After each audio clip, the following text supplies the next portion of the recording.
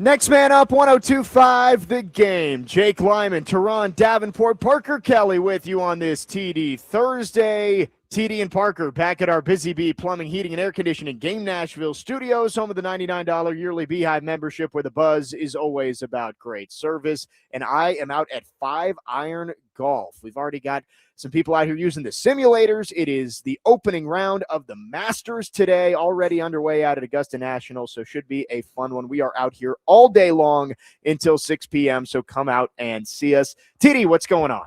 What's up? What's up? Good morning. How are you?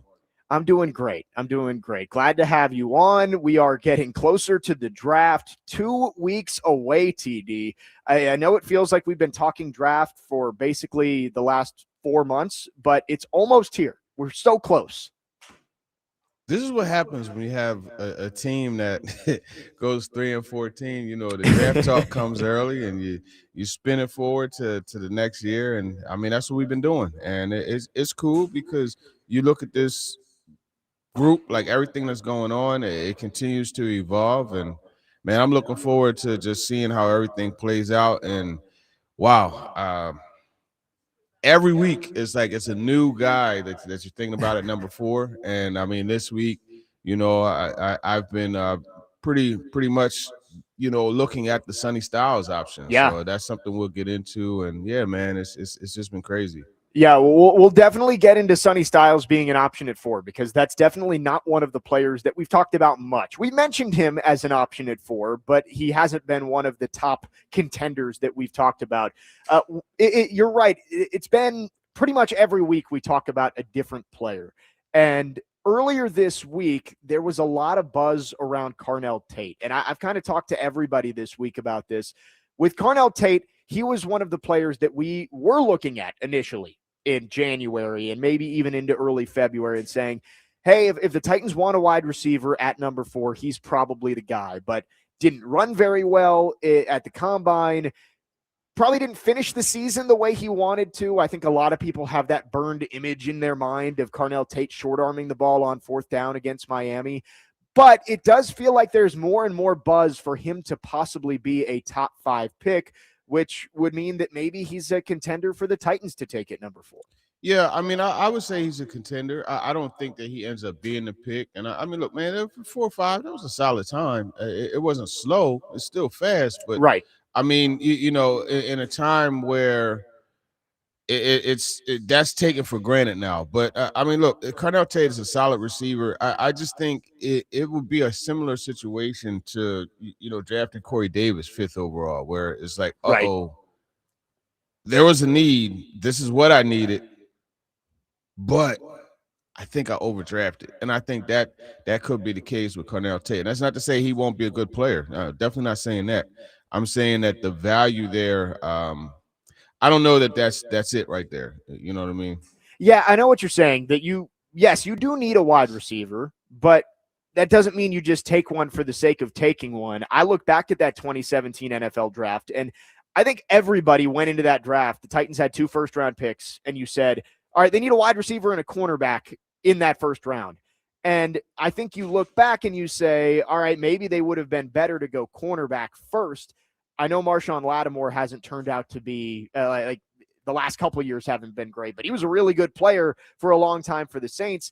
Maybe more worth that 5th overall pick than a Corey Davis, but because you needed wide receiver, you kind of forced it a little bit. Yeah. So, and that's been a discussion all week long, TD, is the value of a wide receiver. And did you see the Mina Kimes clip? We've been playing this all week of the EPA and what a wide receiver is worth. Look, man, just please spare me of these freaking algorithms and formulas for football. Like it sickens me, man. And that thought, that whole discussion is stupid. It's flat out stupid. You're gonna use the salary that Jacoby Myers is getting and compare that to Saquon Barkley. Man, get the heck out of here. You know darn well Saquon Barkley is of a whole different level player and impact than freaking Jacoby Myers, man. Stop that. It's ridiculous. No, I agree with you, and the way they framed it, I understand what they're saying, that a running back, when you're building a football team, a running back is usually not one of the key foundational building blocks that you're looking for. But you can't just look out of context and say, you can't take a running back at 4. You can't take a running back at 4. You have to look and say, all right, who is the best player on the board? And yes, in most years, I keep bringing up the draft 2 years ago. If you were choosing between Jeremiah Love and Joe Alt and Malik Neighbors, where there's a franchise left tackle and a can't-miss wide receiver on the board, then yeah, I agree with you. You don't take the running back there.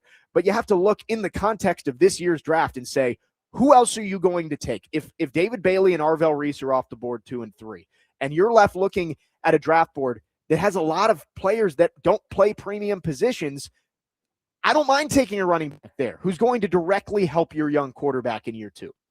Yeah, I just think it don't complicate. Like football is a very simple sport. But when we start getting into, and I love when Robert Saleh, when I asked him about what do you call it, analytics and everything, and I loved his answer. But it's just like football is a simple sport, but we get into complicating it when you know EPA. I don't know what the heck. Just stop, because no formula. Let me not say dumb. A formula doesn't account for human emotion and different things that come into the game. I just think when we get into these numbers and rely on them, numbers are good. And for those who think I'm against analytics, look, man, we've always looked at numbers with football. We call them tendencies. Okay. So when you get into complicating this game and saying, hey, well, based on his EPA per, he's a more valuable. Shut up. Just stop. Okay. Because in no planet are you going to tell me that Jacoby Myers, and no slight on him, is more valuable than Saquon Barkley. And if you want to like be real about this and look at an actual situation where a team basically had to pick, okay, are we going to pay these guys or this guy? The San Francisco 49ers traded away an A minus. I mean, you might be able to call Debo an A plus receiver at that time. I'd say an A. That's pretty universal. Previously was an A player, yes. He was an A player when they traded him, and they kept Christian McCaffrey. But according to the EPA, the running back, shut up. Just stop. Well, and so did you see the response from Justin Graver on Twitter? He's a guy that he's not always somebody that I go to, but I think he responded really well of EPA is such an incomplete stat of when you're looking at receiving EPA and say, oh, well, Christian McCaffrey was behind Parker Washington in receiving EPA this year. Well, Parker Washington, I would love to know what his average depth of target was compared to Christian McCaffrey. Christian McCaffrey's not running streaks down the field and catching 60-yard balls. He's catching screens, and he's catching passes over the middle, and those don't typically pick up as much yardage. EPA is how much closer does each play get you to scoring a touchdown. So, yes, Parker Washington, whose average depth of target is probably double Christian McCaffrey, and his yards per reception is probably, depending on where he's targeted, much larger than Christian McCaffrey. Like, it's such an incomplete stat. It doesn't take play action into account. It doesn't take offensive line into account. I think if that's the way you're trying to frame it, you're just trying to devalue the running back position. And you mentioned the A minus. The part that bothered me the most was when Mina Kimes said on Twitter, I'd rather have a B plus wide receiver over an A plus running back. And I'm like, at 4 overall, I do not want to go out there and say, yeah, we took a B plus wide receiver just because he plays wide receiver and not running back. I want an A plus player when I'm picking in the top 5. Period. And that's why Mike Berganza, that's what he said. Look, we are drafting the best player available regardless of premium position. The best player on our board regardless of premium position.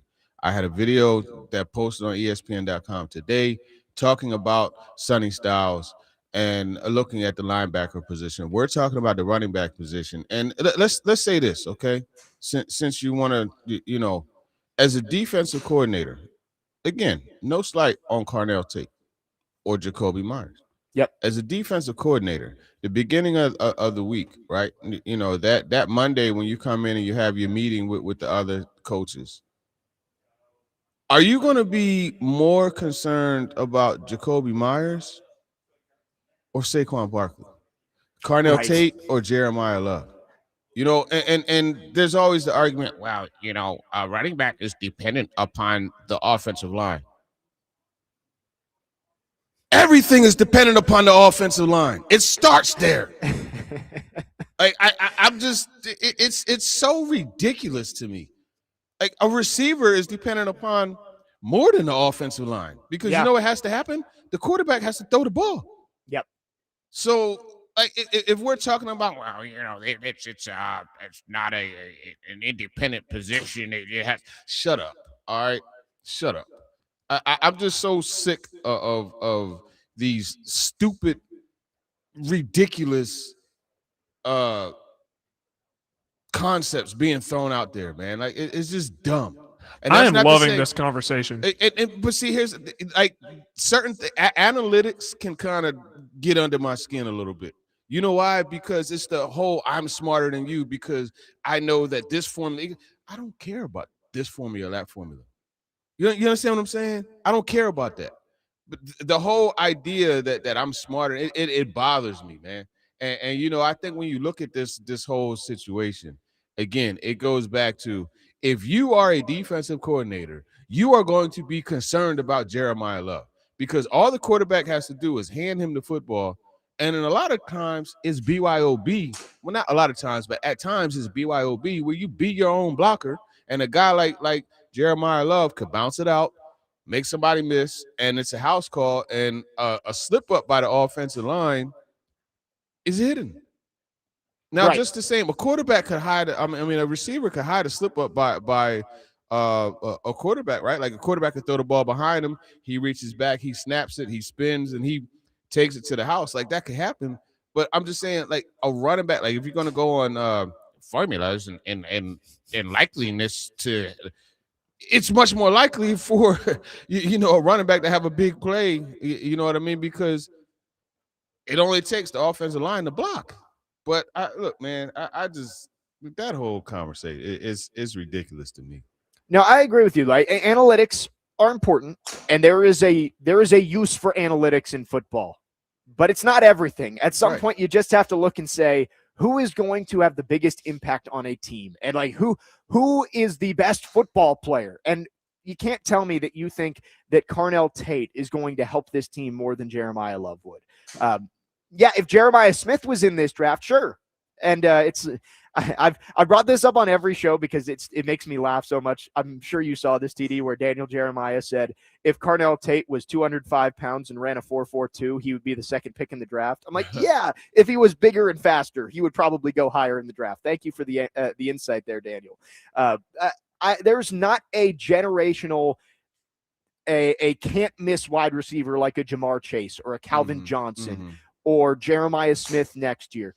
Even like Marvin Harrison Jr. hasn't lived up to the hype, but he was in that conversation coming out. Yeah. There isn't that guy in this year's draft, which means I'm fine. If Jeremiah Love, if you think he's the best playmaker on the board, do it. Yeah. I mean, look, he could help Cam Ward an awful lot. He can help the whole offense an awful lot. So I don't believe in ruling a player out because of position. It takes 11 guys, right? And he's one of 11. But when you look at some of these positions inside Mike Backer, you look at, running back, these are positions that, there's not a premium, but, it could help you. Now, in full disclosure, the only position I probably would be like, I don't draft that early is, it's punter and kicker. You know what I mean? But for the most part, the other positions, like they have different values. But I mean, you could have. I don't think it's right to just paint with a broad brush, right? Yep. You got to look case by case. So is Jeremiah Love top 5? Yeah. Now, is Jadrian Price top? No, but he can still help you. But Yeah. there's levels to it. I think that's really what the understanding has to be. No, I 100% agree, and it's a good conversation. People on the text line are loving your nerd voice that you use when you talk about analytics. It's I like it too. It's been a fun first segment here. We are off and running on this Thursday morning. I am live out at Five Iron Golf. Five Iron Golf now open in Nashville. Escape the Nashville weather and play world famous courses like Pebble Beach on state of the art TrackMan simulators. Perfect your swing with expert coaching, or just kick back with delicious food, craft cocktails, and a lively sports bar vibe. Planning a party, corporate outing, or fun night out, Five Iron Golf has you covered. Visit fiveirongolf.com to book now and experience the future of indoor golf and entertainment in Nashville. Again, we are out here all day long till 6 p.m. Going to be a fun show today with TD. Much more draft talk throughout the day. Titans are also back in the facility. We'll talk about what they can get out of this offseason program. And your chance to talk to TD is coming up at 10. 615-737-1025. Get your questions in for Teron Davenport. We will get to those at the top of the hour. Jake Lyman, Teron Davenport, Parker Kelly, next man up. 1025 The Game.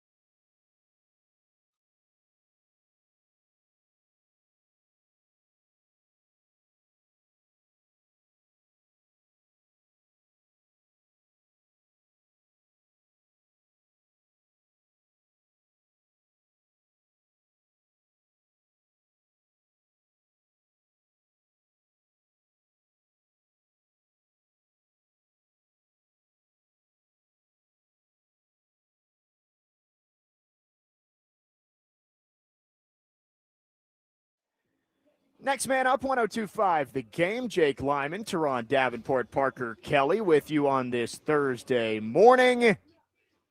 Spirited first conversation about analytics, wide receiver, running back, what he can bring to this team if you draft Jeremiah Love. So excited for a fun show here with TD.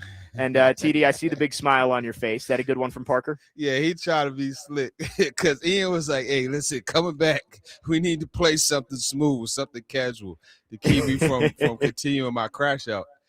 And Parker, I heard him as I closed the door. He said, "We're going to pivot. We're going to pivot." And I was like, "Man, if you play Wu-Tang, I might jump out the window." But he didn't play like he just played like a smooth Wu-Tang. I played smooth Wu-Tang, yeah. kind of the best of both worlds. Yeah, there. like if he'd have played like Brooklyn Zoo or something like that, man. Yeah, you ever see like in the cartoons that they have the silhouette of like in the wall of somebody who jumped through and like his hand, one hand is up, the right hand is up and the left hand is sticking out, and the like it's just like a silhouette, a hole like Bugs Bunny jumping through. That's what you would have saw in the window behind me, man. Because, I love it. A little mellow to calm things down after our analytics conversation in the first segment. I did see a report, TD, last night about Jordan Schultz, and he put out there that there could be a flurry of trades in the first round this year. And I do think that this happens every year. Everybody says, oh, it's going to be so active. But he did say he thinks the top half of the first round and even into the back half, there could be a lot of movement as teams move up, especially on the defensive side of the ball. I've had a thought the last couple of days, and we talked a little bit about it earlier this week, TD. Would the Titans be interested in possibly moving back into the first round on draft night? And I know it's a long way away, and a lot of these things happen when somebody is already on the clock, but do you think that's something that the Titans could be interested in if you get an edge at 4 to maybe come up and get one of those wide receivers late in the first round? Yeah, that's always an option to trade back in, and I think you do have to look at what the comment was from Chad Brinker around this time last year, right? Want to make 12 picks over the next 3 years in the top 100. That is something, but you know that would kind of get away from that, but at the same time, 2 first-round picks. That's I would equate that to multiple options. Now, the problem is it would take a little bit to move back into the first. So you're going to have to give up some draft capital. So it would have to be a player that they really, really, really like. And I don't know. Back end of the first, I can't really. The draft always plays out crazy, right? You know what I mean? But wild. But I don't off the top of my head know of like I couldn't say some guys I think that could fall to the back half of the first round and have them warrant trading up to get. The one guy I was thinking of, and our own Corey Curtis was the one who put this out there the other night. Omar Cooper Jr. from Indiana was in the building earlier this week. Mm-hmm. He's a guy who I feel like the draft stock is rising every day with him, and he has moved from a guy who you thought maybe might be there at 35 to pretty much a surefire first-round pick in a lot of people's mock drafts. Do you think that's somebody that the Titans might be interested in? Yeah, it could be. I remember talking about him a few times during the season to some of their folks, and I know he's someone that they watched and like, and that's obvious, right? They brought him in for a visit, so I could see that being an option. But again, I look at this and say, okay, Omar Cooper, what does he do different from what they have already, right?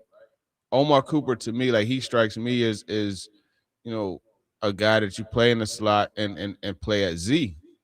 And they have multiple Z's, right? Wan'Dale Robinson could play it, Calvin Ridley, as well as Chim DK. You know what I mean? So to me, if you're going receiver, I would go more like that X, right? And that's where the Cardinal Tates come into play. That's where the Chris Bells come into play. That's where the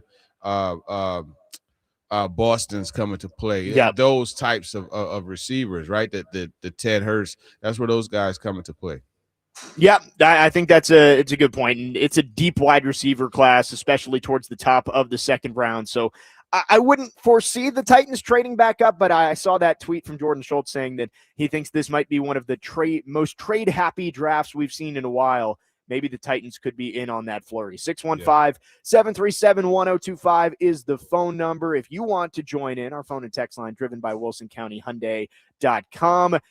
25 The Game is teamed up with Pella Windows and the Nashville Humane Association for a puppy pet adoption tomorrow at Pella, 256 East Main Street in Hendersonville. It's from 4 to 6 p.m. For more details, you can visit thegamenashville.com/events. On the other side, I want to get into the secondary with TD a little bit. In one of Jim Wyatt's articles earlier this week, he had a question to Mike Borgonzi. Borgonzi said that they are not done adding to the cornerback room. I wanted to get TD's thoughts on that and maybe some guys the Titans could target in the mid to late rounds. Jake Lyman, Teron Davenport, Parker Kelly, live from 5 Iron Golf in Midtown here on this Thursday. Next man up, 102.5 The Game.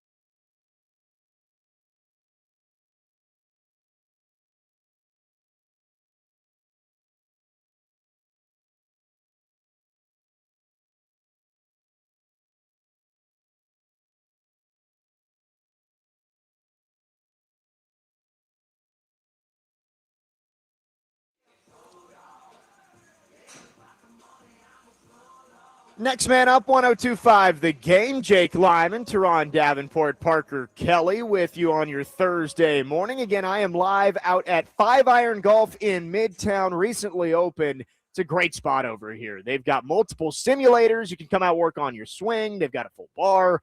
So a great spot to come out and watch the Masters, which are now underway out at Augusta National. Going to be a fun weekend of golf down there in Georgia. But we're getting ready for the draft with TD. And TD, we talked about the secondary a little bit, and you put out an article yesterday talking about the Titans still remodeling their secondary, even with some of the big moves that they made in free agency. And one of the quotes you had in there from Robert Saleh talked about adding more size in the secondary and getting a big nickel type player because they want Kevin Winston to play safety for the most part and not be in that big nickel spot.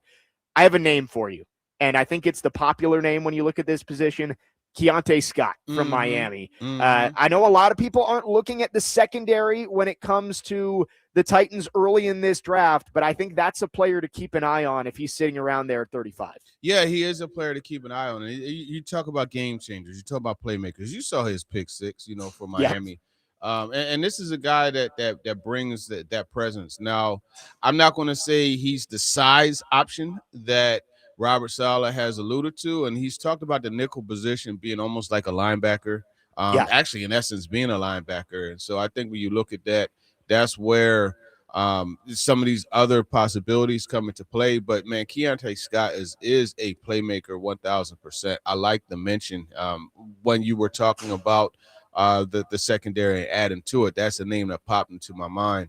I think if you look though, and I highlighted it in the story, Jalen Kilgore is a guy from South Carolina that I would really look at. And it's funny because I'm talking with TD this week, we have Emory Hunt, who Football Game Plan, CBS Sports HQ. He has his draft guide that came out, and I'm going to plug the draft guide. Forget that. No, I'm going to plug it, right? Footballgameplan.com/draft guide 2026. Over 1,200 prospect profiles, right? And we're not talking about the last 500 players just being listed. Hey, top X receivers, boom, boom, boom. We're talking about an actual write-up on over 1,200 guys. Anyhow, I asked him his thoughts about nickel and who he thinks would be some good options for the Titans. And one of the guys he mentioned was Jalen Kilgore. So I think that's one to watch. Now, I'm not certain. I haven't caught wind of any visits or anything like that. But I mean, look, he played that overhang, that star position, right? At South Carolina, that Nick Emmanwori played before the Seahawks drafted him. Now, why do I mention Nick Emmanwori? Well, I mention him because Robert Saleh continuously mentions him, when he talks about that nickel position. And that's why initially I was like, ooh, Kevin Winston. But, he said he wanted to have him hone in on that safety spot and just kind of simplify things and allow him to master that part of it as opposed to having more to his plate, So Kilgore is a guy. Keionte Scott, but by all means, on a different flavor of nickel. And there are options in-house. I think the Titans have done a nice job of building this secondary to where you don't have to reach and go get a corner because, heading into the offseason, you had nothing there.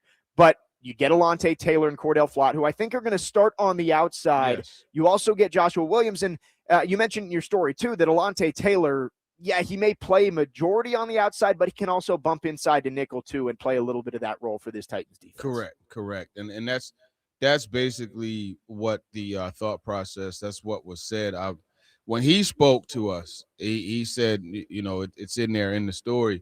He said that, he talked with Saleh and his role is pretty much defined. He's going to play on the outside, you know what I mean? But he has the ability to do so. So I took that and I asked Saleh about that. So fortunately,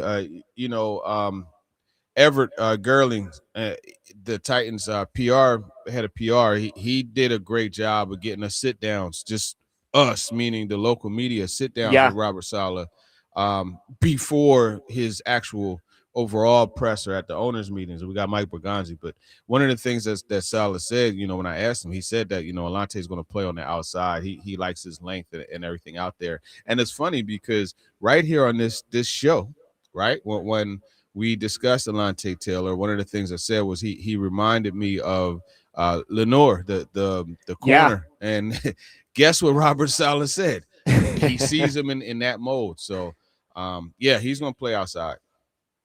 Titans likely going to add a little bit more to the secondary. Make sure you check out that story from TD on ESPN.com with some of those quotes from Mike Borgonzi and Robert Saleh. Let's go to our phone lines, driven by WilsonCountyHyundai.com. Man, are we lucky. 3 days in a row, Trey has called in. Trey, good morning. What's up? Good morning. Good morning. How y'all doing? Good morning, TD. Good morning, everybody. What's going on? How are you, family?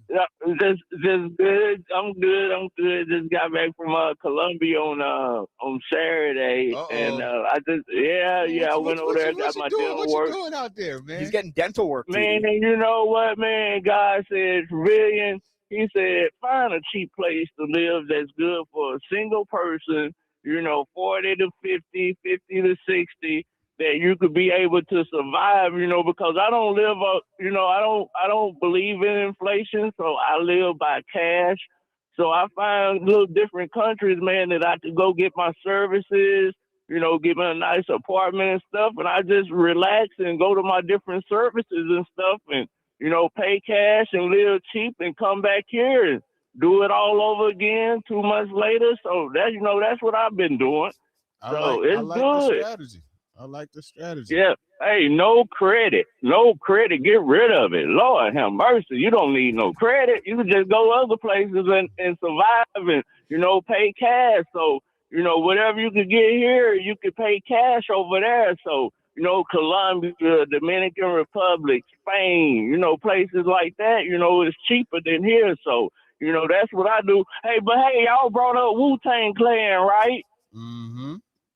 Hey, I saw Wu-Tang Clan in Burlington, Vermont, bro, and that show was the best show I probably seen, like, my whole life. And when Cream came on, it was crazy, bro.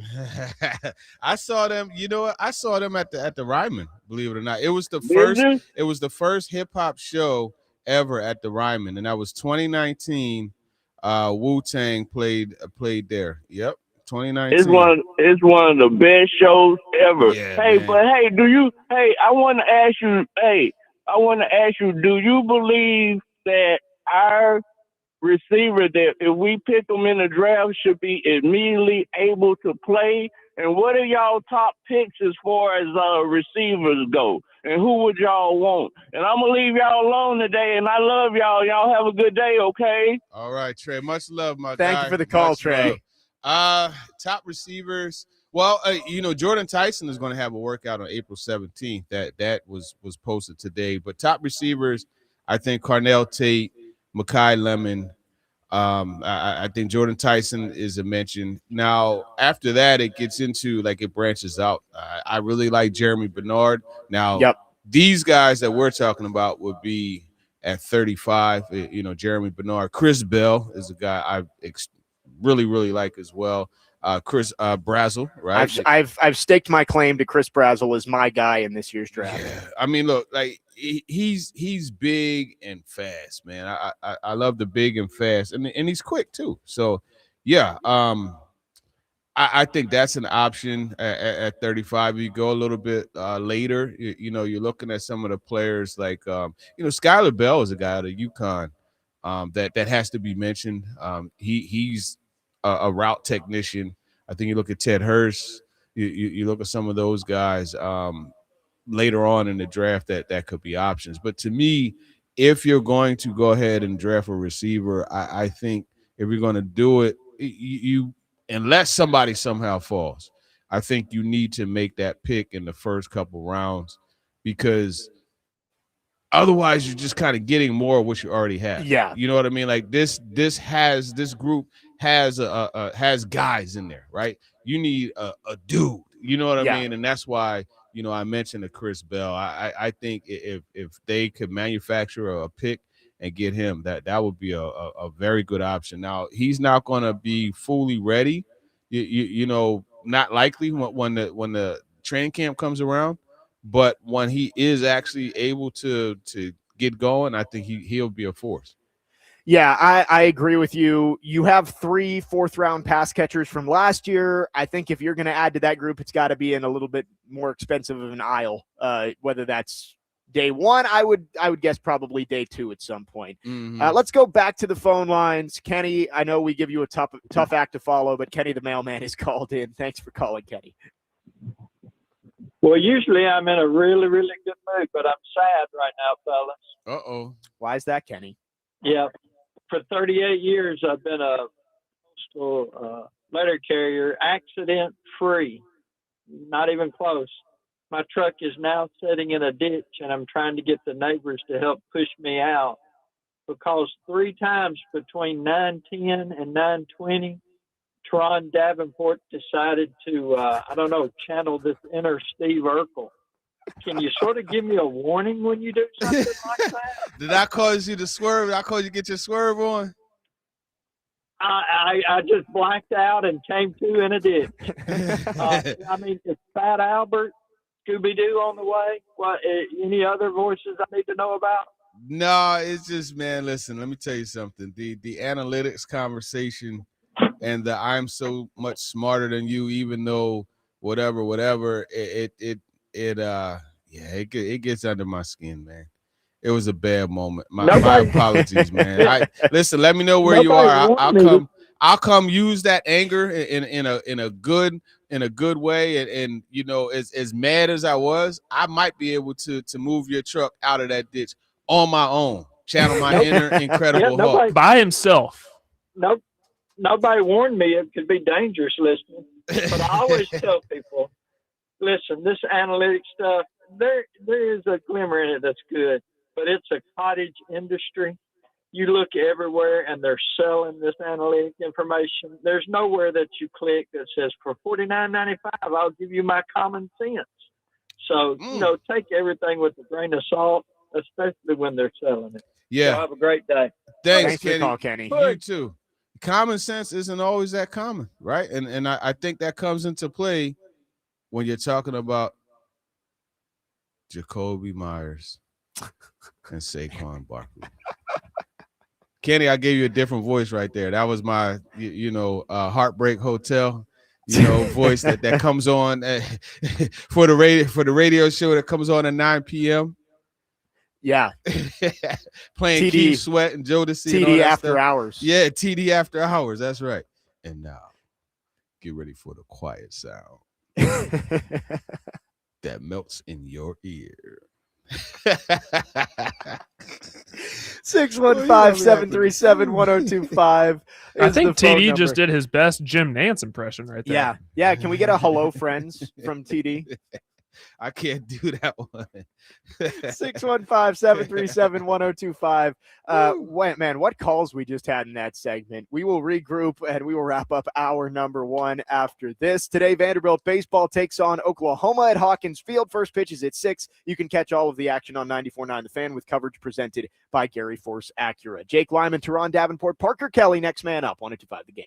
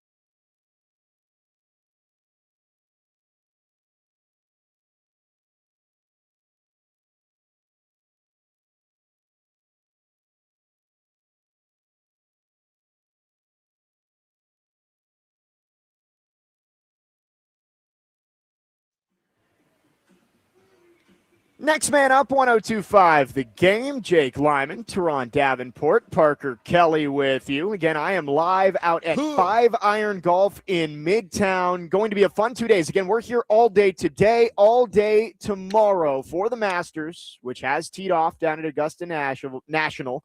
And I do want to mention, we are starting a raffle.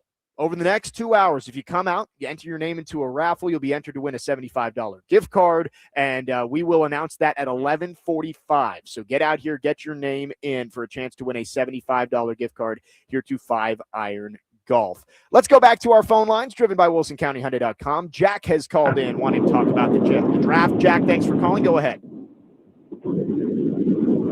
Teron, do you sense any movement at the Titans to shore up the O-line? I think it's a great thing to consider all these elite receivers, etc. But as long as stepping back in the pocket remains the suicide mission it's been the last several years, I don't see much point. Hey, Jack, you're on to something. And there will be I mean, they've hosted a few guys on top 30 visits. I think, Mike Bergonzi, one of the things that he said out there in Phoenix was he feels that there's value, on day 2 and day 3 of the draft. So it's very likely that they do grab somebody. I wouldn't be surprised if they make that pick on late day 2 into day 3. So Bergonzi has always said he wants to invest in the offensive line. So, yeah, absolutely. There's going to be some movement there.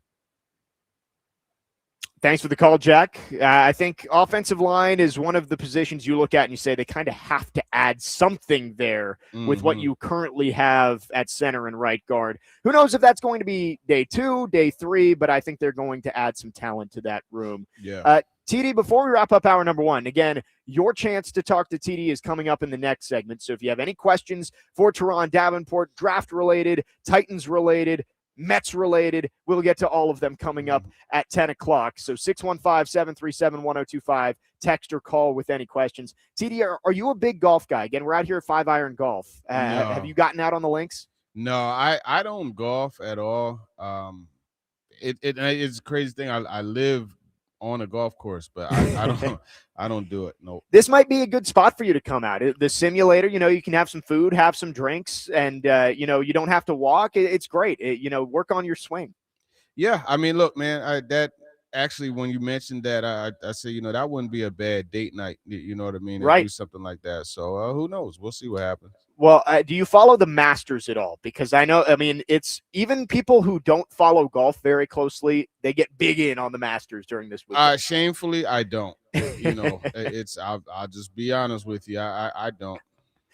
No, I totally get it. And, I love the Masters every year. I'm looking out. They got the TVs on here at 5 Iron Golf, and it's just – there's something about seeing the grounds at Augusta National. It's great. And some of the big names just went off the tee. So I'm excited to watch. Again, we're here all day tomorrow, all day the rest of the day today for the Masters. Make sure you come out and see us. 5 Iron Golf now open in Midtown Nashville. Play legendary courses, relax with delicious food, and enjoy the ultimate indoor golf experience. You can learn more at 5irongolf.com. We've got much more coming with TD throughout the rest of the show. We've got 2 more full hours, and we start with your chance to talk to TD coming up in the next segment. Again, any questions you have for Teron Davenport, 615-737-1025, text or call with anything for TD. We will do that coming up next. We'll also get into some of the big storylines around the NFL outside of Nashville, and the Titans are back on the field over at now Vanderbilt Health Sports Park, and they are in there for off-season activities. We'll get into that as well. Jake Lyman, Teron Davenport, Parker Kelly, next man up, 1025 The Game.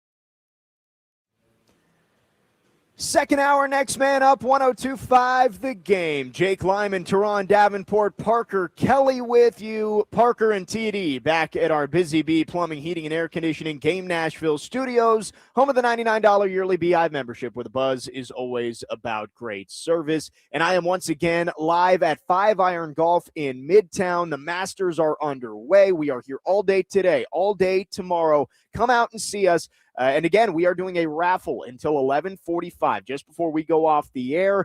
If you come out, you let the staff know that you want to enter the raffle, you'll be entered to win a $75 gift card. It is now your chance to talk to TD. 615-737-1025. Text or call with any questions you have for Teron Davenport. We will try to get to all of them over the next 30 minutes. Our phone and text lines driven by WilsonCountyHyundai.com. Again, 615-737-1025. We've got a couple of good ones here on the text line, TD.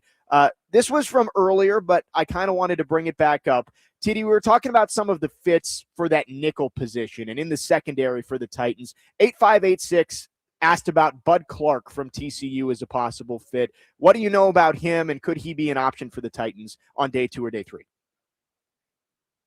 Oops, my mic was off. That's a good pool. He's a safety there out of TCU. I think it's inevitable that they add a safety at some point, because right now you got, obviously Hooker and Winston, but then you also have Tony Adams, who Robert Saleh is pretty high on. One thing I like about Clark, he's a ball hawk. He's going to find the football. I do like that. He's a solid coverage guy, but I don't know where he would fit in with this group. I think if they're going to get if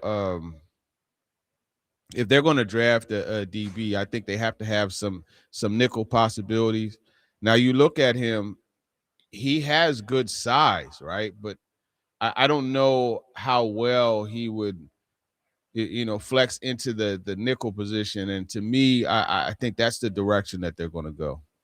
Yeah, I think that's a good point, especially if they want to see Kevin Winston be a true safety, because we saw him play a little bit of both last year. He played the safety kind of interchangeable with Amani Hooker and also stepped down in the big nickel role. If they want to have him set, some of the safeties you'd be drafting would kind of be a little repetitive, a little redundant with what you have already in Kevin Winston, right? Yeah, it would be.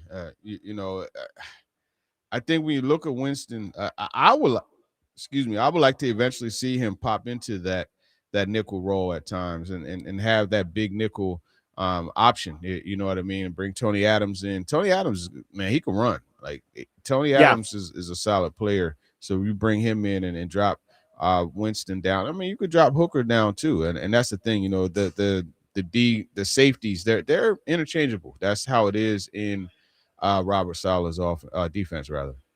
William from Madison on the text line, and this was a conversation we had with Corey Curtis, a conversation adjacent we had yesterday. William from Madison asked, TD, are the Titans looking at Eli Stowers as a wide receiver? I know that report came out from Ian Rappaport that some teams are evaluating him as more as a wide receiver than as a tight end. Yeah, I haven't really gotten that. So that's not something that I could tell you. Obviously, they had a visit with him, and he'll be at the local prospect workout, but I don't know where they envision him. So I can't speak on that one. Let's see. 5298 on the text line says, TD, from everything you've heard up to this point, what are the chances the Titans trade back? That's Taylor in Bellevue. So we talked about maybe trading up into the first round. Do you feel there's any rumblings about the Titans moving back from 4? Well, Mike Berganzi said that they're open for business when asked about trading back. So there's definitely a possibility. I just wonder how. I don't think that they would trade out of the top 10 unless it was like some type of crazy monumental offer, right? We're talking about extra first next year, right? If the Cowboys offered you their 2 firsts this year, I think you might consider that to get 12 and 20. Yeah. So to me, I don't see them trading out of the top 10 because they have to add a premium player, right? And this draft, it has probably 6 premium players. You know what I mean? Not including Mendoza. So Yeah. they got to stay within there to get. And I mean, look, it's very possible that the Giants at 5 draft Sonny Styles, and I think in a trade back scenario, I think that's the guy that they would take, having moved back. I've kind of viewed it a little differently, TD, that I think there's a drop off at some point in talent, but I view kind of the top 10 in a similar vein. Like, yeah, I think Bailey is probably my favorite of them, but the difference between taking Jeremiah Love at 4 or taking Caleb Downs at 9 or whatever, or Ruben Bain at 9 or Carnell Tate at 7, like, I don't view a ton of difference there. That's why I would lean towards I would want to trade back, but I understand what you're saying too, that maybe they have one guy or 2 guys who kind of stand out above the rest. It's going to be based on team by team what you value most at the top of this draft. Yeah, no, without a doubt. I think it is going to be based on that. And I mean, I think Sonny Styles is an excellent example where, to me, and I have a video that I posted on it, he's a perfect fit for Saleh's defense. So to me, he's going to have more value to the Titans than he will to, say, the Saints or, the Chiefs. You know what I mean? So that's how I look at that. And obviously that conversation can be made with the running back. Right. With Jeremiah Love, he's going to have more value to the Titans or the Giants or Commanders than he would probably have to the Eagles. You know what I mean? Just the way things work out based off of what is on the roster. Right. And we're going to dive deeper into the Sonny Styles conversation later in the show too, because that was something TD put out there yesterday that, hey, like, he's a real contender to be picked at 4 and he would fit perfectly in this Robert Saleh defense. So we'll talk about that throughout the show. Let's see. Austin on the text line says, hey, TD, do you think that the Titans will use a little more of their cap space? He mentions Juwan Jennings or some of the other pass rushers out there. I guess in general, TD, Titans still have $60+ million in cap space. Do you see them going out there and signing some of these free agents still out on the market? I mean, they'll probably make a move or two, leading up to minicamp. June 1st, it's like another shopping trip that comes available to you. Right. So I wouldn't be surprised if they didn't add. I mean, if they added to that. I will say that the Juwan Jennings stuff, that I know there are people out there who are still looking at him and saying, how is he still out on the market? And the Titans should go get him. I think that ship has sailed. I think if the Titans had cut Calvin Ridley, then yeah, maybe that would make sense. But with what you already have in that room, you've got Ridley, Robinson, DK, Iamaner, Bryce Oliver's back, and I expect them to use a draft pick at some point on wide receiver. I think Juwan Jennings and what you'd have to pay for him probably is a little bit out of their price range. Yeah, I don't see them. It's again more of what they already have. I never was a big advocate of that addition, and right. I think it's shown that they're not either. 615-737-1025 is the phone number. Let's go to the phone lines. Bruce has called in with a proposal for a trade back. Bruce, thanks for calling. Go ahead. Hey, this is Bruce. Like I was telling the guy earlier, I wouldn't be too mad with trading back with the Cowboys for that 12th and 20, and we get Kenyon Sadiq from Oregon, because he's going to create mismatches all over the field with that 4.39 speed, that big frame. How can you stop it? Yeah. Need help on offense, and he can block too. Hey, you don't get players like that every day. Yeah, I think that's a good observation, and I mean, he is a playmaker. And then at 20, you could do something else too, like maybe a Cassius Howe or somebody along those lines. So, yeah, I mean, I wouldn't be opposed to that. It's not the first move that I would make, but to your point, you need playmakers. You need somebody that could create mismatches, and he's exactly that.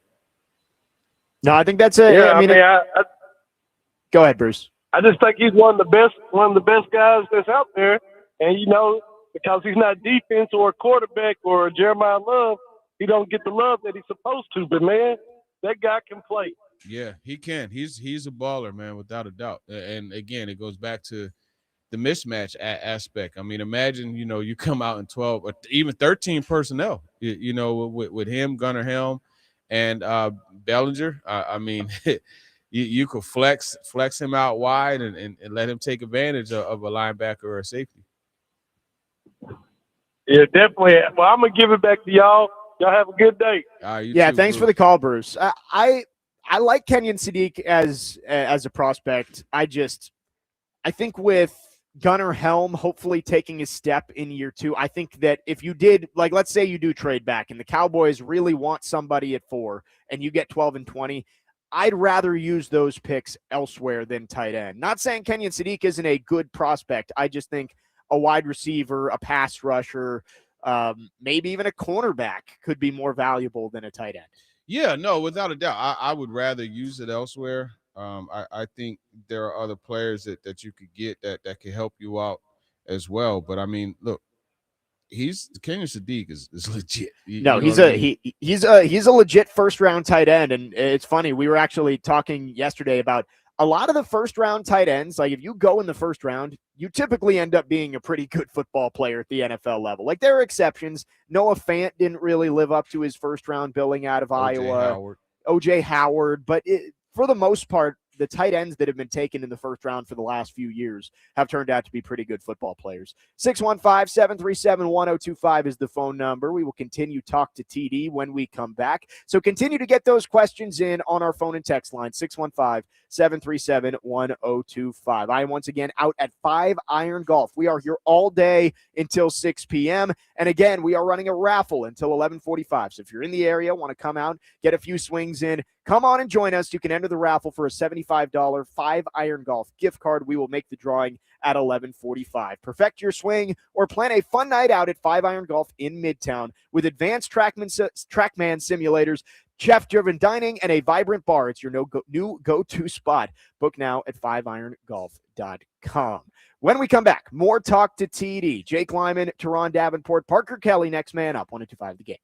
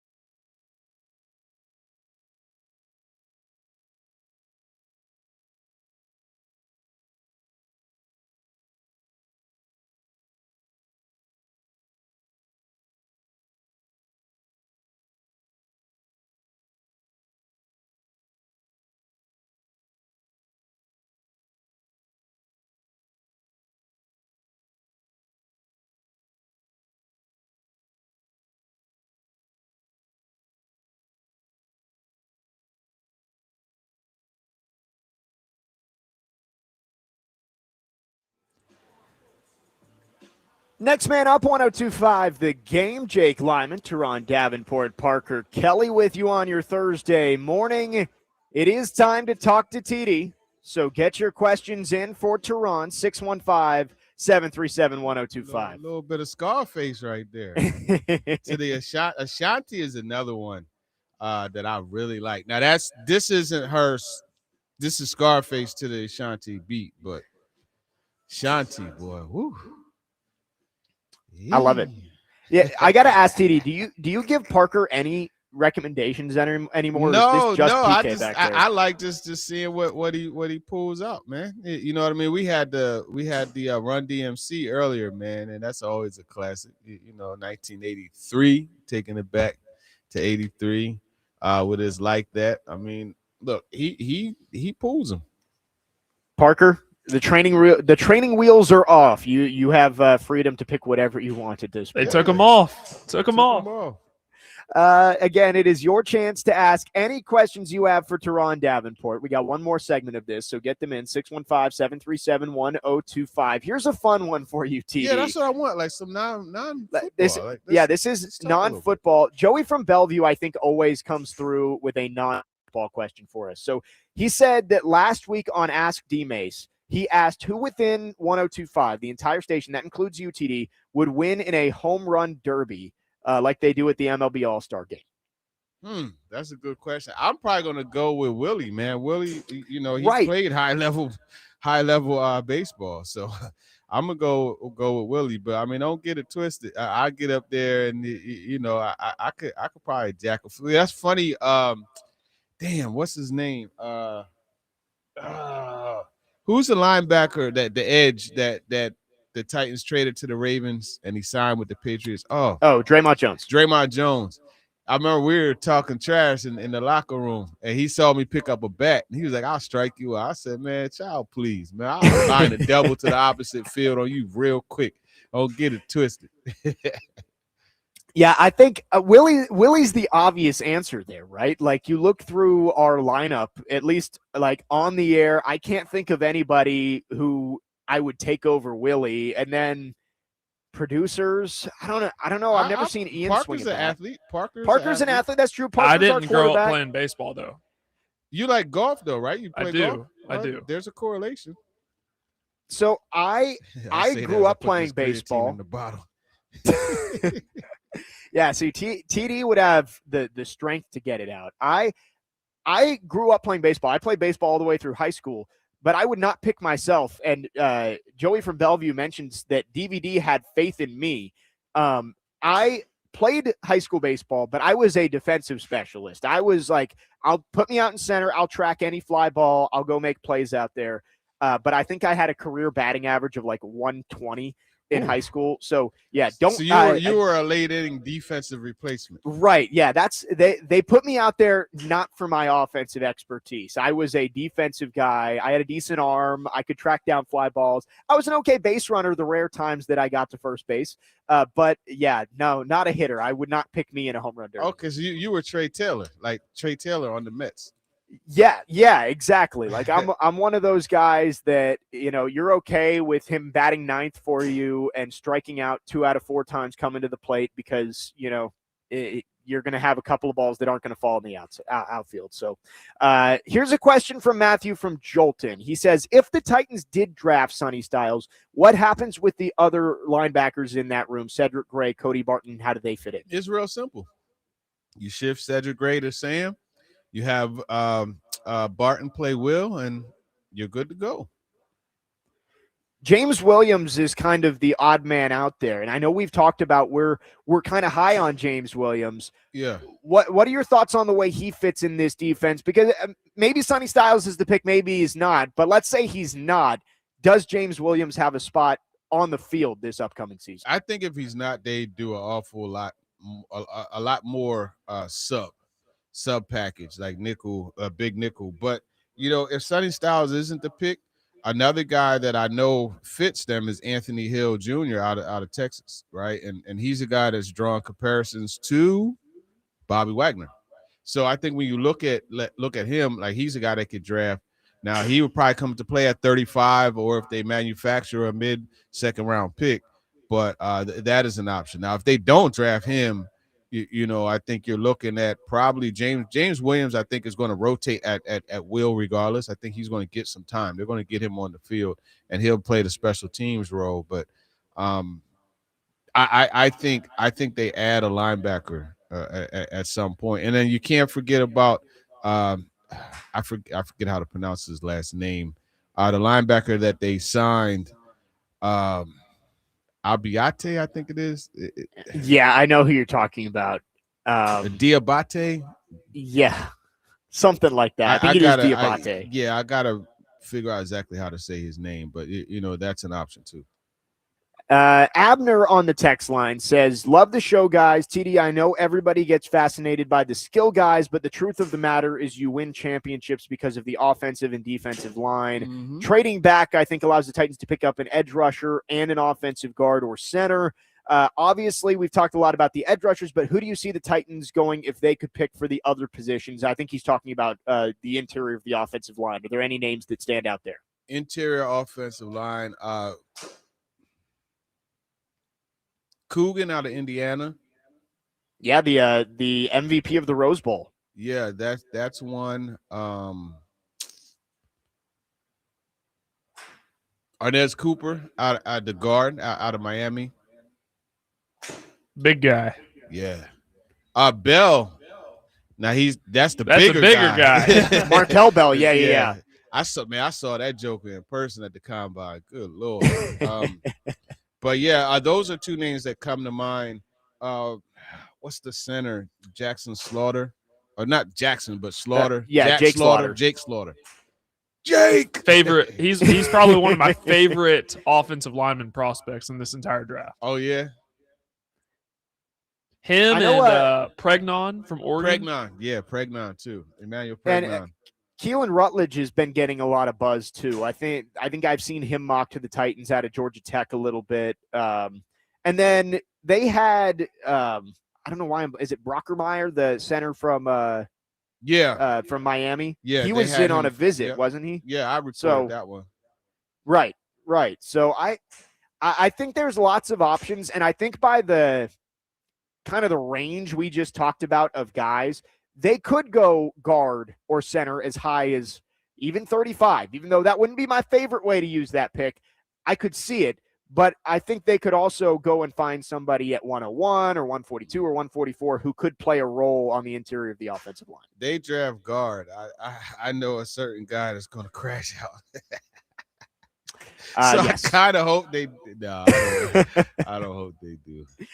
Yeah, I mean, guard at 35, I understand. You got to build the offensive line, but you've spent so many resources on the offensive line. And I know that spending resources doesn't make it better, and you have to get it fixed.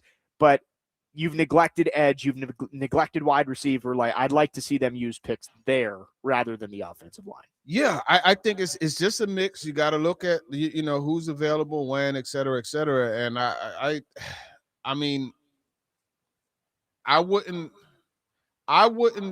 be more inclined to go guard on day 1 or 2, but I mean, obviously the first day, but day 2, I would go more day 3, and I still am big on re-signing Kevin Zeitler and giving Jackson Slater a chance to play a bit as well.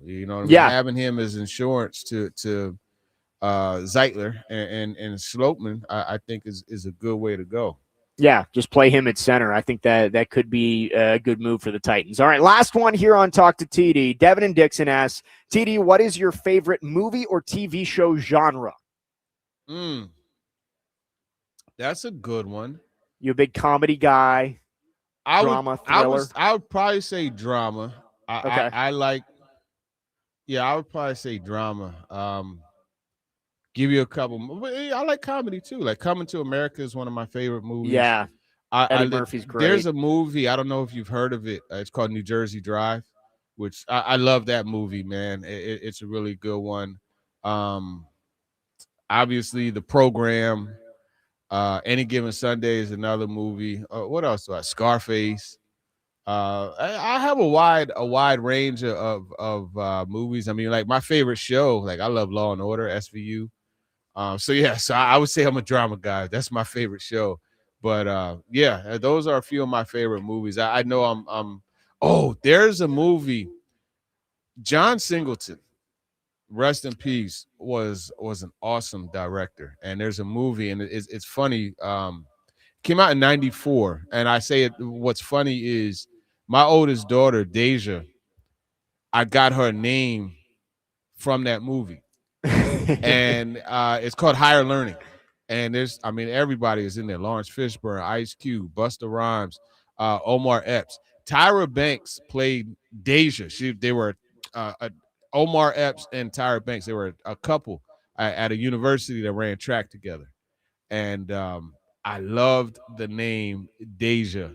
And then there was a song by Raphael Sadiq of Tony Tony Tony called "That's All I Ask of You," and it was like he sang "I Really Love You, Deja," and Yeah, I think you've told me that story before. yeah, and I said to myself, I said, if I have a daughter, that's going to be her name. And you know what? When her mother, told me that she was pregnant, and I said, look, man, if it's a girl, her name's Deja. Period. That's it. We're not going to discuss it. And I sure love enough, that. Deja. And I mean, everybody does that. Draw personal things from movies, TV Yeah. shows, songs. Yeah.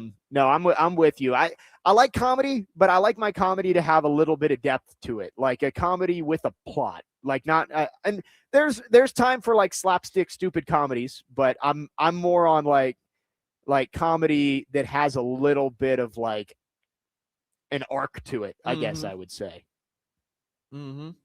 But that's a good storyline. question. It's a good question. Yeah, And go we do have a couple others. We'll try and get to these throughout the show, but I did want to get into just the overall landscape of this NFL draft coming up next. We've seen, as we get about 2 weeks out, we've seen some more intel start to come in of where players are being valued. Wanted to get TD's thoughts on that coming up next. But a big thanks to everybody who got involved with Talk to TD. Great interaction today. 615-737-1025. More coming on this TD Thursday. Jake Lyman, Teron Davenport, Parker Kelly. Next man up, 102.5 The Game.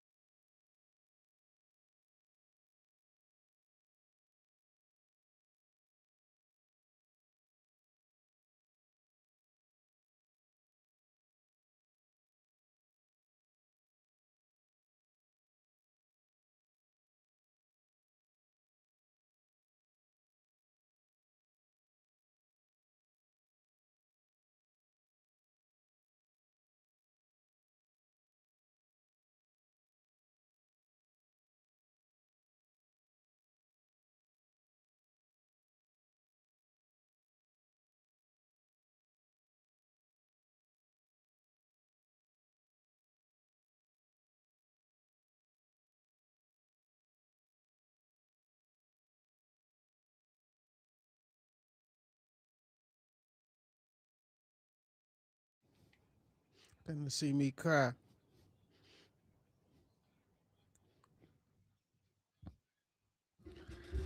Welcome back into Next Man Up. Jake has made a mad dash to his car as he is broadcasting from 5 Iron Golf. So he'll be back with us in just a couple of moments. But until then, I guess we get to hijack the show, TD. I did want to bring up something that y'all talked about in the last segment with the guards. And if the Titans end up taking Jeremiah Love with the 4th overall pick, how likely do you think it is that the Titans end up taking a guard with the first pick in the 2nd round?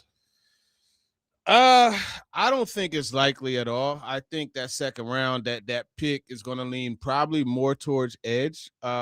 Maybe if you gave me 4 players to choose from, I could be a little more detailed with that. But I think it's unlikely. I really think guard is not a position they're going to draft until day 3.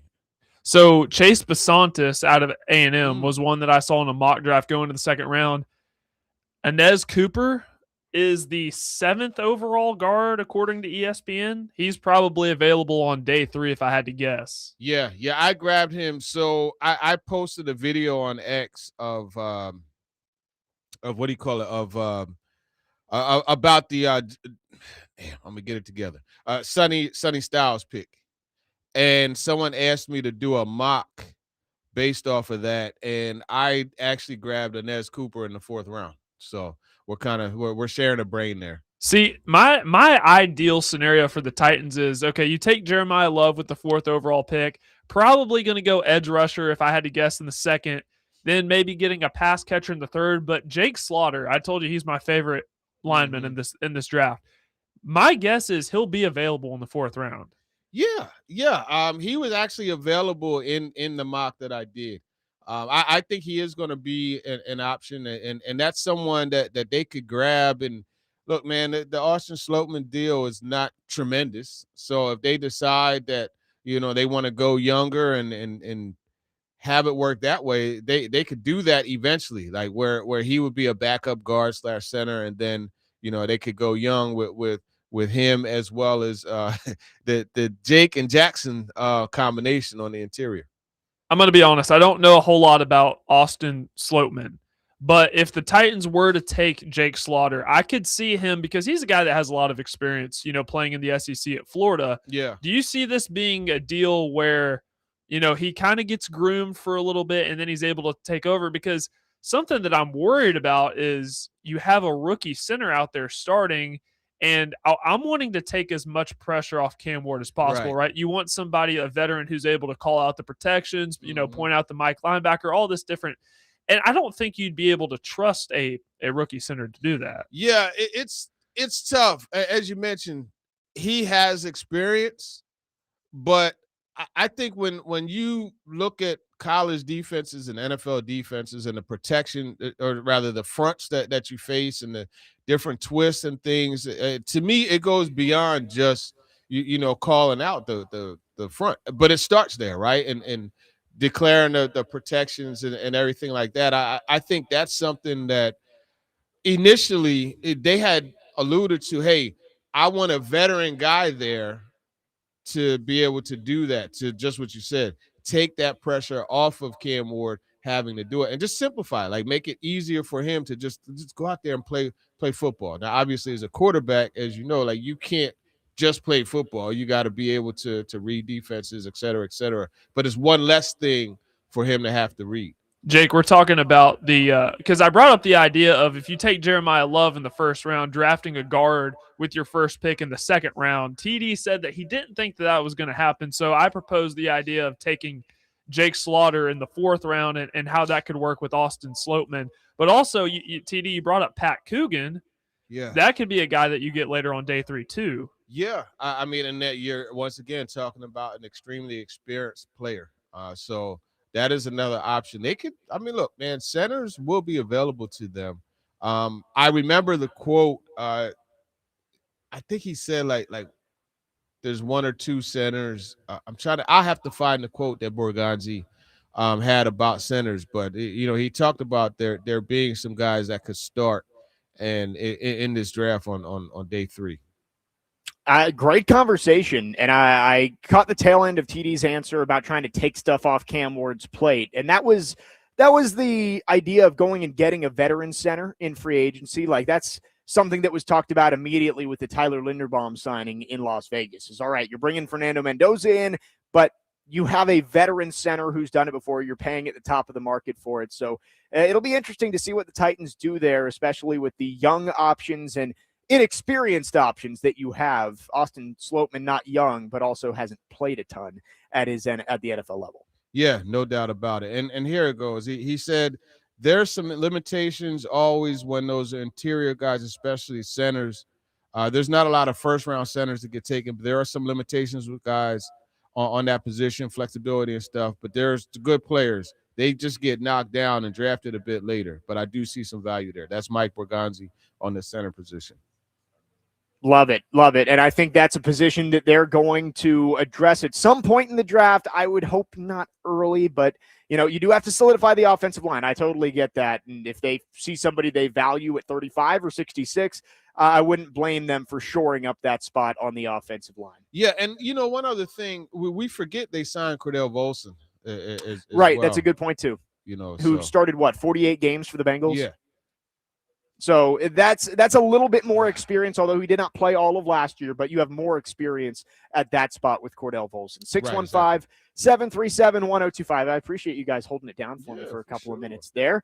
But we are back running, and we are going to get into some of the other stories outside of the Titans around the top 10 coming up next. Again, I'm out at 5 Iron Golf in Midtown. Come out and join us. The Masters are continuing along. Look at Bryson DeChambeau making a chip over there on what looks like number 6. So we've got some of the big names already off the tee at Augusta National. All the TVs on the Masters. You can come out and hit some balls and some specials. If you've ever been to Augusta National, the pimento cheese sandwich, the egg salad sandwich, they are always hits. And they are just $1.50 during the Masters here at 5 Iron Golf, just like at Augusta National. Also have $3 ice cream sandwiches and drink specials. You can come get the Azalea, the drink of the Masters, for $7. So all of that going on down here at 5 Iron Golf. More coming here in the second hour. Jake Lyman, Teron Davenport, Parker Kelly, next man up, 102.5 The Game.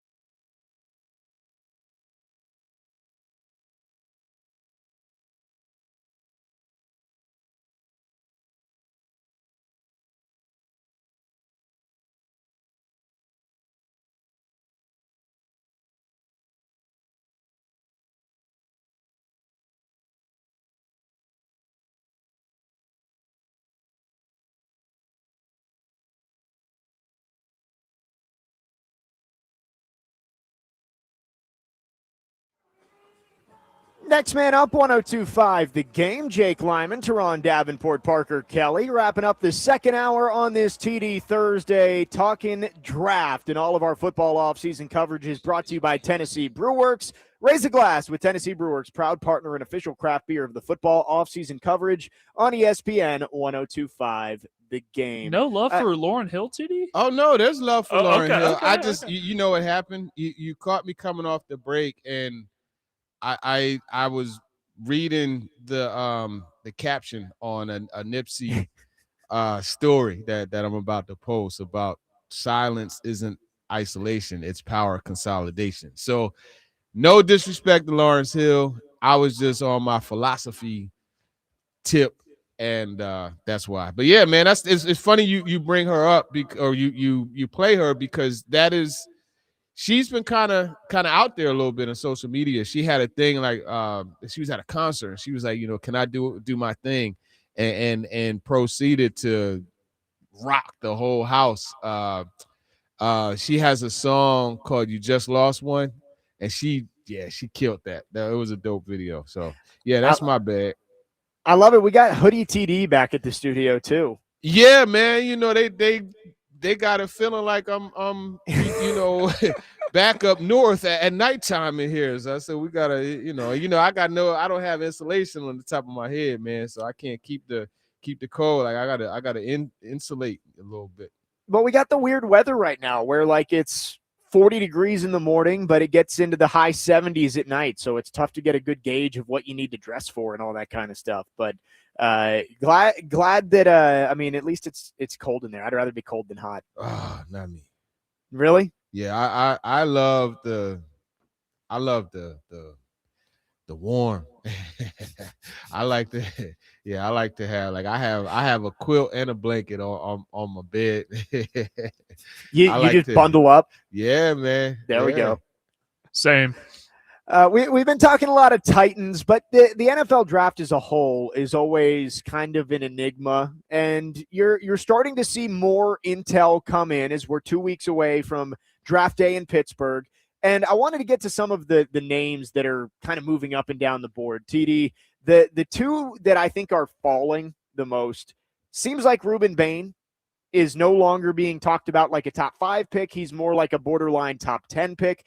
And then you mentioned Jordan Tyson, who did schedule that workout for April 17th, but the health questions have had him falling down the boards. I saw Matt Miller of ESPN put out there that he's heard Tyson is a borderline top 20 pick at this point, at least as it stands right now. Wow, that's really interesting. I think, when you look at Jordan Tyson, he's a guy, the caller, I forget his name. He had mentioned 12 and 20. Was it Bruce? I don't remember. Yeah, I think it was so. Bruce. Yeah, Cowboys 12 and 20. That trade. That's where a guy like Jordan Tyson comes into play, and he's a guy that could fill that Malik Neighbors type of role in Brian Daboll's offense. So that would be a good pick for them. Again, the injuries are just something. That was one of the things at the combine. They said his medicals were going to be bad. Nothing really came out as far as like that was terrible, but I mean, obviously the guy wasn't able to go. I think he's a good option though. He's a good option. You look at the yards after catch, man. Like that dude, he'll get you that yak. He's a player, and there's a reason he was being talked about as a potential top 5 pick before all the injury stuff happened. And he's had the knee issue. He now has been dealing with a hamstring issue. So it's risky, but I think somebody may look, if he falls to the mid-teens or late teens, it's like, hey, this is a value pick for us. And we've seen that go poorly, right? Caleb Farley obviously was the one that stands out around here, where you thought you were getting a value pick and it didn't work out. But Jeffrey Simmons was the same way. Simmons was being talked about as a possible top 10, borderline top 5 pick before his knee injury leading up to the draft. So it's always kind of rolling the dice when you take guys who are dealing with injuries. Last week, too, TD, we mentioned Jermod McCoy, and he went out at his pro day and he performed, ran a sub 4.40. He jumped well and looked to be overall healthy. It's seeming like teams are responding to that based on the intel that we're seeing. I've seen a couple people say they believe McCoy now will be the first cornerback off the board, not Mansour Delane. Yeah, I've seen that. I think Mansour Delane is going to be the first corner. I think because he also brings that tackling aspect. Like he's a guy that can help out against the run, and there are no, hey, he's overcoming this injury or anything like that. Yep. McCoy's a player though. Don't get it twisted. But I have Mansour Delane ranked higher. I like McCoy as a player better, but I do agree with you that injuries are always going to play a role, and guys might say, yeah, you're a tick below. Delane might be a half point below McCoy when you're looking at the grades on these guys, but the injury could be a good tiebreaker with them. I think we're going to see both of them end up going in the top 12 to 15, though. I think McCoy, with that pro day performance, means that he's not going to slide as far as maybe people thought when he didn't work out at the combine. Yeah. I think he's going to still be one of the first corners selected. I would say a top 20 pick in my opinion. Because he's talented, man. And then you saw just he's a player that I think can match up against any receiver. And those that's what you want. You know what I mean? A guy that can match up against the bigger receiver and body up against them, even though he's not the Metroid type of 6'4" corner that maybe an Ephesian Price up is. Right. But he's also quick enough to run with the shifty Swift guys as well. Last thing as we look around the top 10 of the NFL draft, Matthew from Jolton says, hot take, Ty Simpson will go to the Jets or Cardinals in number 3. Now, that is a hot take. I don't think he's going to go that high. I think I saw Peter Schrager, who does just a couple of mock drafts every year, and usually it's pretty clued in. He didn't have Ty Simpson in the first round at all. I think the Cardinals are going to look to trade out. Like Monty Ossenfort is one of those guys who I think you always look at and say he might be looking to trade. And if David Bailey is the pick at 2, which there's smoke there, I think he'd rather trade out if somebody wants to come up for Arvell Reese or Jeremiah Love or Sonny Styles and pick up those picks, especially considering where the Cardinals are in their quarterback situation right now. Yeah, I mean, look, trading up to 2 for a non-quarterback, that'd be that's quite a it happened last year. A move. Yeah, you're right. It happened. But that's quite a move. So we'll see if lightning could strike twice. But I just really think the Jets are going to sit, and I think they're going to take David Bailey, frankly. No, I agree. I think Jets end up taking Bailey, but I think Monty Ossenfort with the Cardinals maybe wants to move around a little bit, and obviously that could play a factor in what the Titans are able to do at number 4. 615-737-1025 is the phone number. We've got one more hour on this Thursday with TD. The Titans back on the field this week for their offseason program. We'll get into that. We'll also talk about Sonny Styles because TD has put it out there that he thinks he'd be a great fit in this Robert Saleh defense and maybe could become a real contender to be picked 4th overall. Again, I am out at 5 Iron Golf. We are here all day long till 6 p.m. For the next 45 minutes, we are having a raffle. So get down here if you're in the area and you want to enter for a $75 gift card here at 5 Iron Golf. We will draw that raffle coming up at 11:45, and much more coming throughout the day here at 5 Iron Golf as the Masters begin down in Augusta, Georgia. 615-737-1025. Hour number 3 coming up next. Jake Lyman, Teron Davenport, Parker Kelly. Next man up. 102.5 The Game.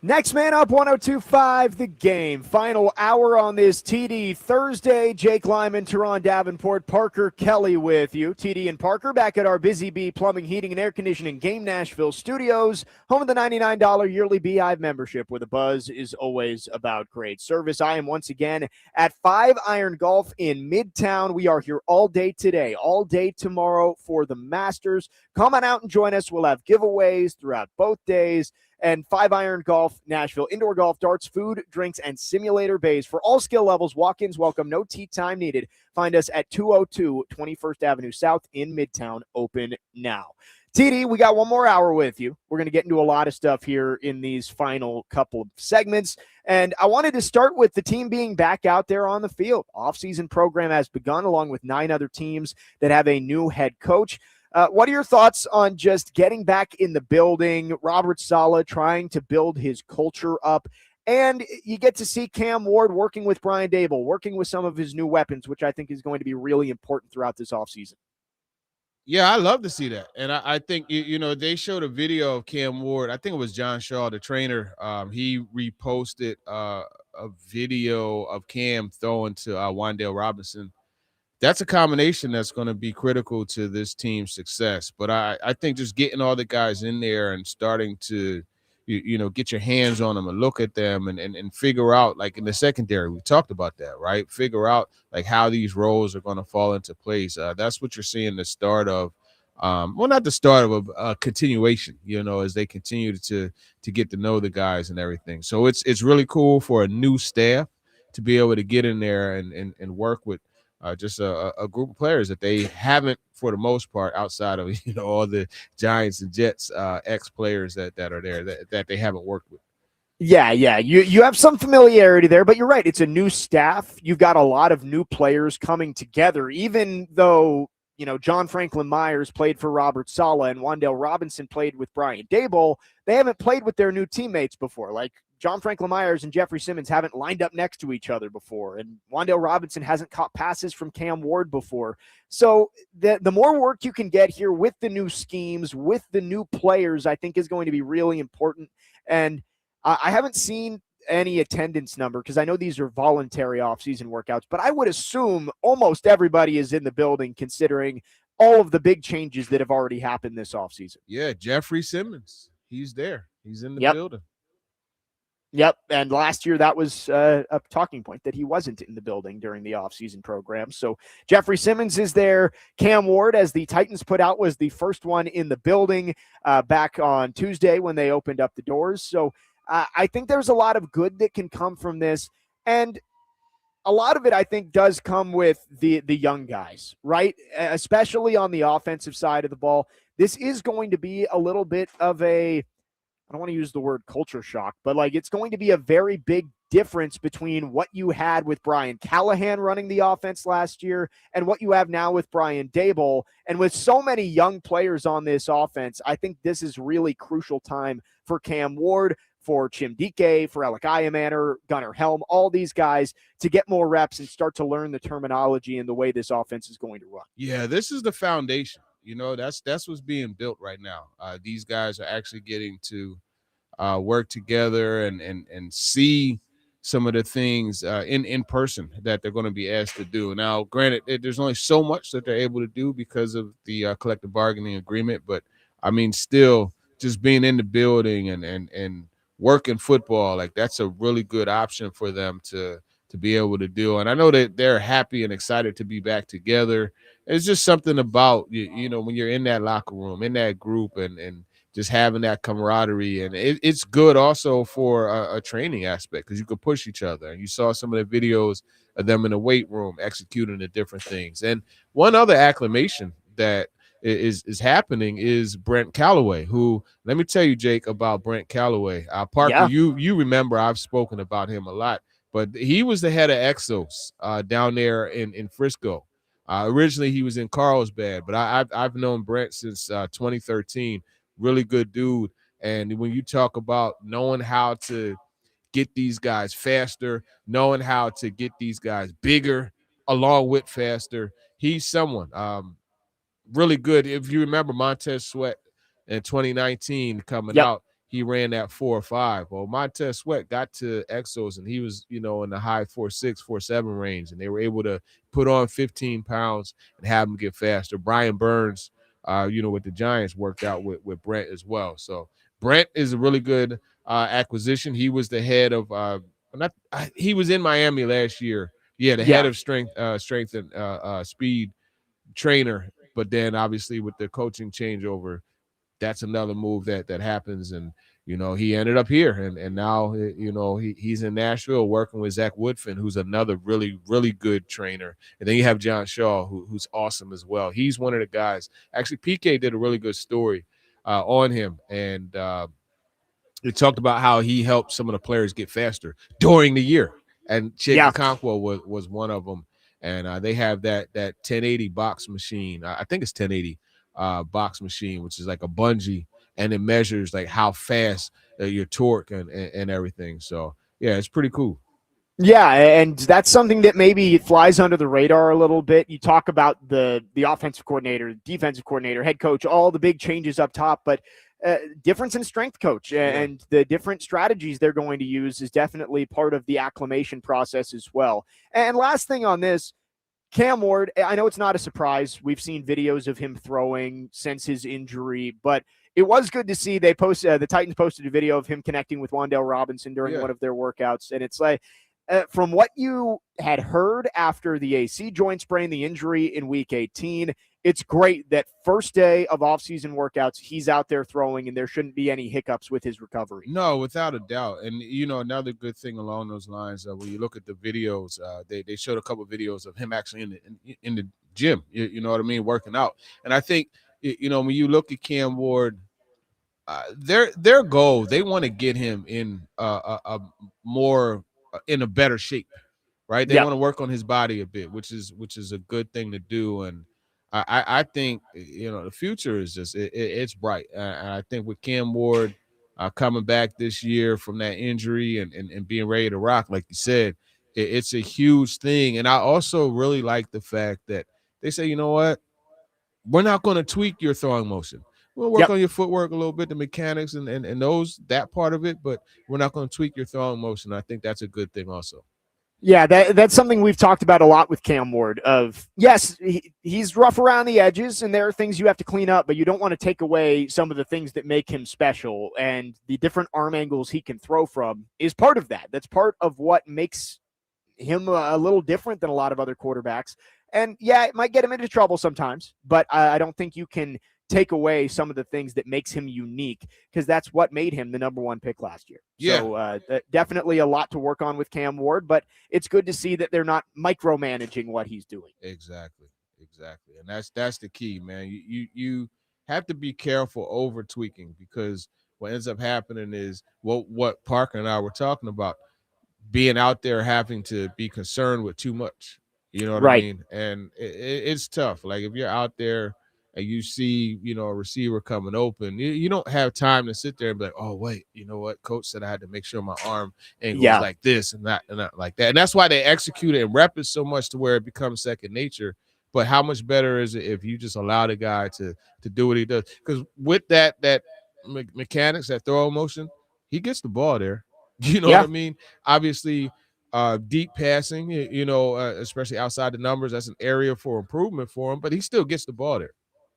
Yeah, and, being out here at 5-iron golf, I can make a little golf analogy here of something that I was taught when I was young learning to golf was, don't think of too many things. If you're thinking about your feet and you're thinking about, the angle of your back and getting your hands over, if you're thinking of too much, you're not going to have a good shot. You got to have one swing thought in your head of, hey, this is what I want to do on this swing, and it's going to work. It's kind of the same with quarterbacking of like, yeah, you want to put a couple of things in his mind that he needs to improve on, but you can't have him overthinking, because, again, kind of what Cam Ward does and what makes him great is that he's able to do things just naturally that some other quarterbacks can't do. Yeah, exactly. And that's the thing.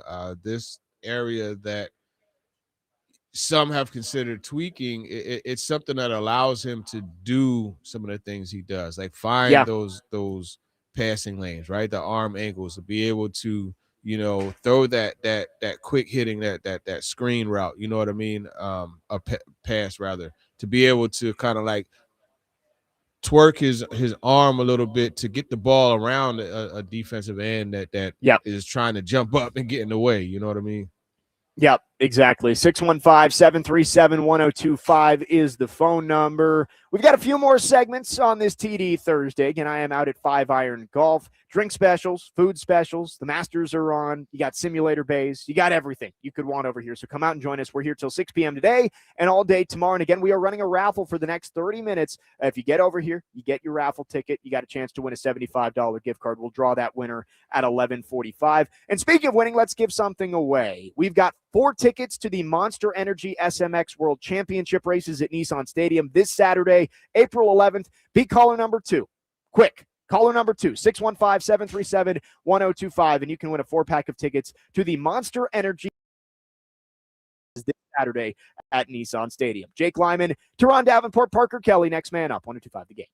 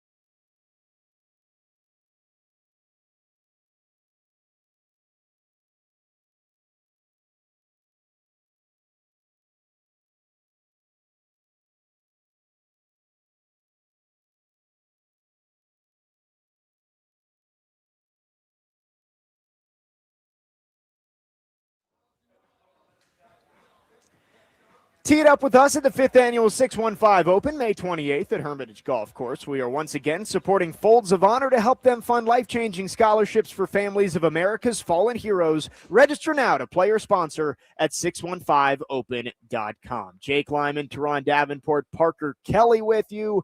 We got a few more segments with you on this TD Thursday, but we are out at 5 Iron Golf all day long till 6 p.m. today, 6 to 6 tomorrow. So come out and see us. The Masters are on. I'm seeing Rory McIlroy is off the tee, so he is out there right now along with some other big names. Should be a fun weekend down there at Augusta. TD, we're talking about the offseason program underway for the Titans. Players are in the building, and I want to know, one player offensively, one player defensively from you that you expect to take the biggest jump in 2026. Ooh, good one. I'm gonna go with Kevin Winston Jr. on defense. I like it. Offensively, that is a good question. Let's There are some really good options on the offensive side of the ball. I mean, it's easy to say Cam Ward, but you know what? I'm gonna go with Alec Ironman. I think he's going to. No. I do think all that, but I'm going with Gunnar Helm, man. I'm going with Gunnar Helm. I think Gunnar Helm in the quote unquote feature tight end role, I think he's going to thrive. I think he's going to be a guy that's going to get a lot of targets, and we know when he gets targets, good things happen. I think his catch percentage, I have to look, but I remember at one point, like, it was very high. So, yeah, it was like 85% or something like that. Yeah. So that's something that I think is going to be really good for him, and Cam Ward trusts him. So yeah, I'll go with Gunnar Helm on offense. I like the pass catchers. Like I think DK is going to be more of a weapon offensively this year. I really like the Helm pick there. Ellick should take a step. The player I'm looking for, and maybe this is wishful thinking, but I think J.C. Latham is finally going to establish himself as the right tackle of the franchise, right? Like we saw it similarly with Peter Skoronski over his first 2 years, had some injuries, wasn't quite living up to the billing of an 11th overall pick guard. And this past year, we saw him get to a Pro Bowl, borderline all-pro level player at left guard. I'm not saying Latham is going to be an all-pro player, but I think you are not going to be worried about J.C. Latham at the end of 2026. Maybe it's wishful thinking, but I think he's going to take a step similar to what we saw from Peter Skoronski. I can see that. And it's funny because that's a guy that he came to mind, but I went right to Alec Ironman and then Gunnar Helm. So Skoronski, though, they need that, right? They really, really need him to take that step and become that guy for them, because there's so much invested in that offensive line, and he's a big part of it. And he's a guy that, you know, you talk about bookends and being able to protect your quarterback and be Cam Ward friendly. Well, that's a really big part of it. Yeah, especially with the Dan Moore question. You don't know if he's going to be the left tackle beyond this year. I would venture to guess he won't be. You really don't want to have to replace two tackles in the upcoming couple of years. You'd like to feel like J.C. Latham, who you picked 7th overall, is going to be there for a while, and this is a big year for him. Defensively, Winston is the first one that came to my mind, too. I think he is hopefully going to be healthy all the way through training camp, and you'll be able to see why the Titans valued him so much in the 3rd round last year. Femi Oladejo, I think, is an interesting one, too, because I look at it and say, clearly there's talent there. That is a big, athletic man that is on the edge, but he just hasn't done it very much and then missed most of last season with that injury.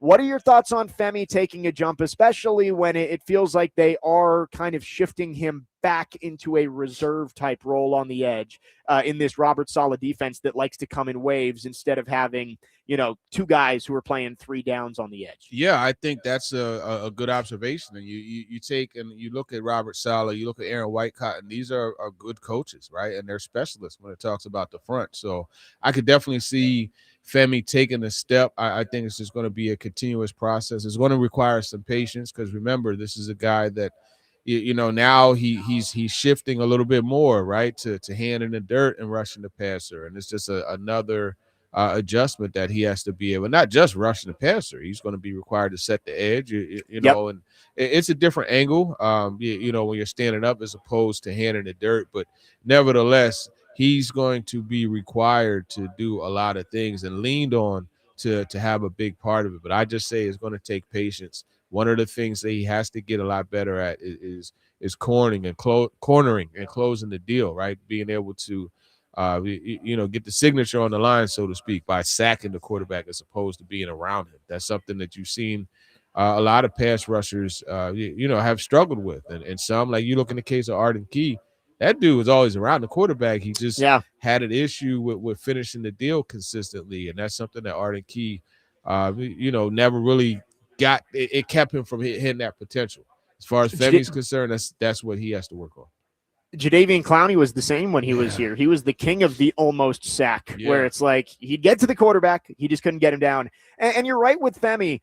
I thought one of the things, too, is that, like, he wasn't great at shedding blocks. Now, there were plays when they would run boots in his direction and he was unblocked, and he would go make a play, or he'd get to the quarterback and force a throwaway, or he'd go tackle the running back in the backfield. But we just didn't see enough of him winning at the line of scrimmage. I'd like to see more of that this year as he continues to develop. But you're right with Femi, and it's probably not what fans want to hear, considering he was a second-round pick. And when you take a pass rusher with a second-round pick, you expect him to be a difference maker right off the bat.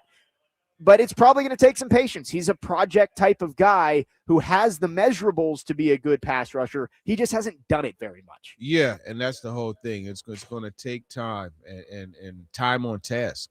That's really the major thing. 615-737-1025 is the phone number. If you have any thoughts for TD, questions, you can text or call. Our phone line's driven by WilsonCountyHyundai.com. Today, the Nashville Sounds take on the Gwinnett Stripers, the AAA for the Atlanta Braves. First pitch is at 6:05 p.m. You can catch all of the action on Sports Talk 830, presented by Family Leisure and Social Cantina. We've got 30 more minutes with TD. And I've been saving this for the end of the show because I think it's going to be a fun conversation. TD put it out there yesterday. Sonny Styles would be a great fit in this Robert Saleh defense, and he is certainly an option at number 4 for the Titans. We will talk Sonny Styles and what TD is feeling like the Titans might end up doing at 4 when we come back. 615-737-1025. Jake Lyman, Teron Davenport, Parker Kelly. Next man up, 1025 The Game.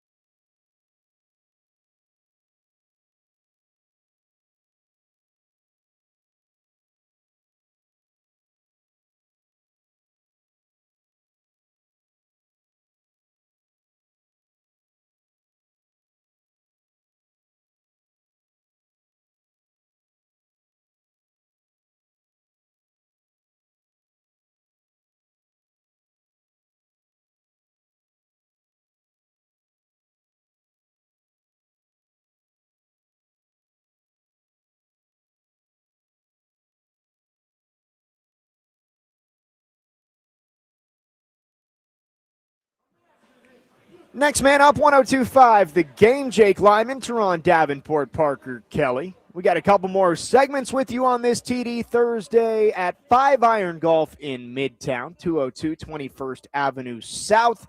Again, we are running a raffle here for a $75 gift card. We will draw that winner in about 15 minutes. So if you're close, get down here quickly, get your raffle ticket. We will draw that at the top of the next segment. But we've got a couple more segments here with TD. And TD, I've been waiting with this one. You put out there yesterday in your draft updates, intel, put out there that inside linebacker must be addressed as the transition to Coach Robert Saleh's defense takes place. Saleh's defense requires a more rangy linebacker to roam the middle of the field. And you talk about Sonny Styles, who could be a perfect fit for this defense. What do you think? Is Sonny Styles really in play to be the pick at number 4?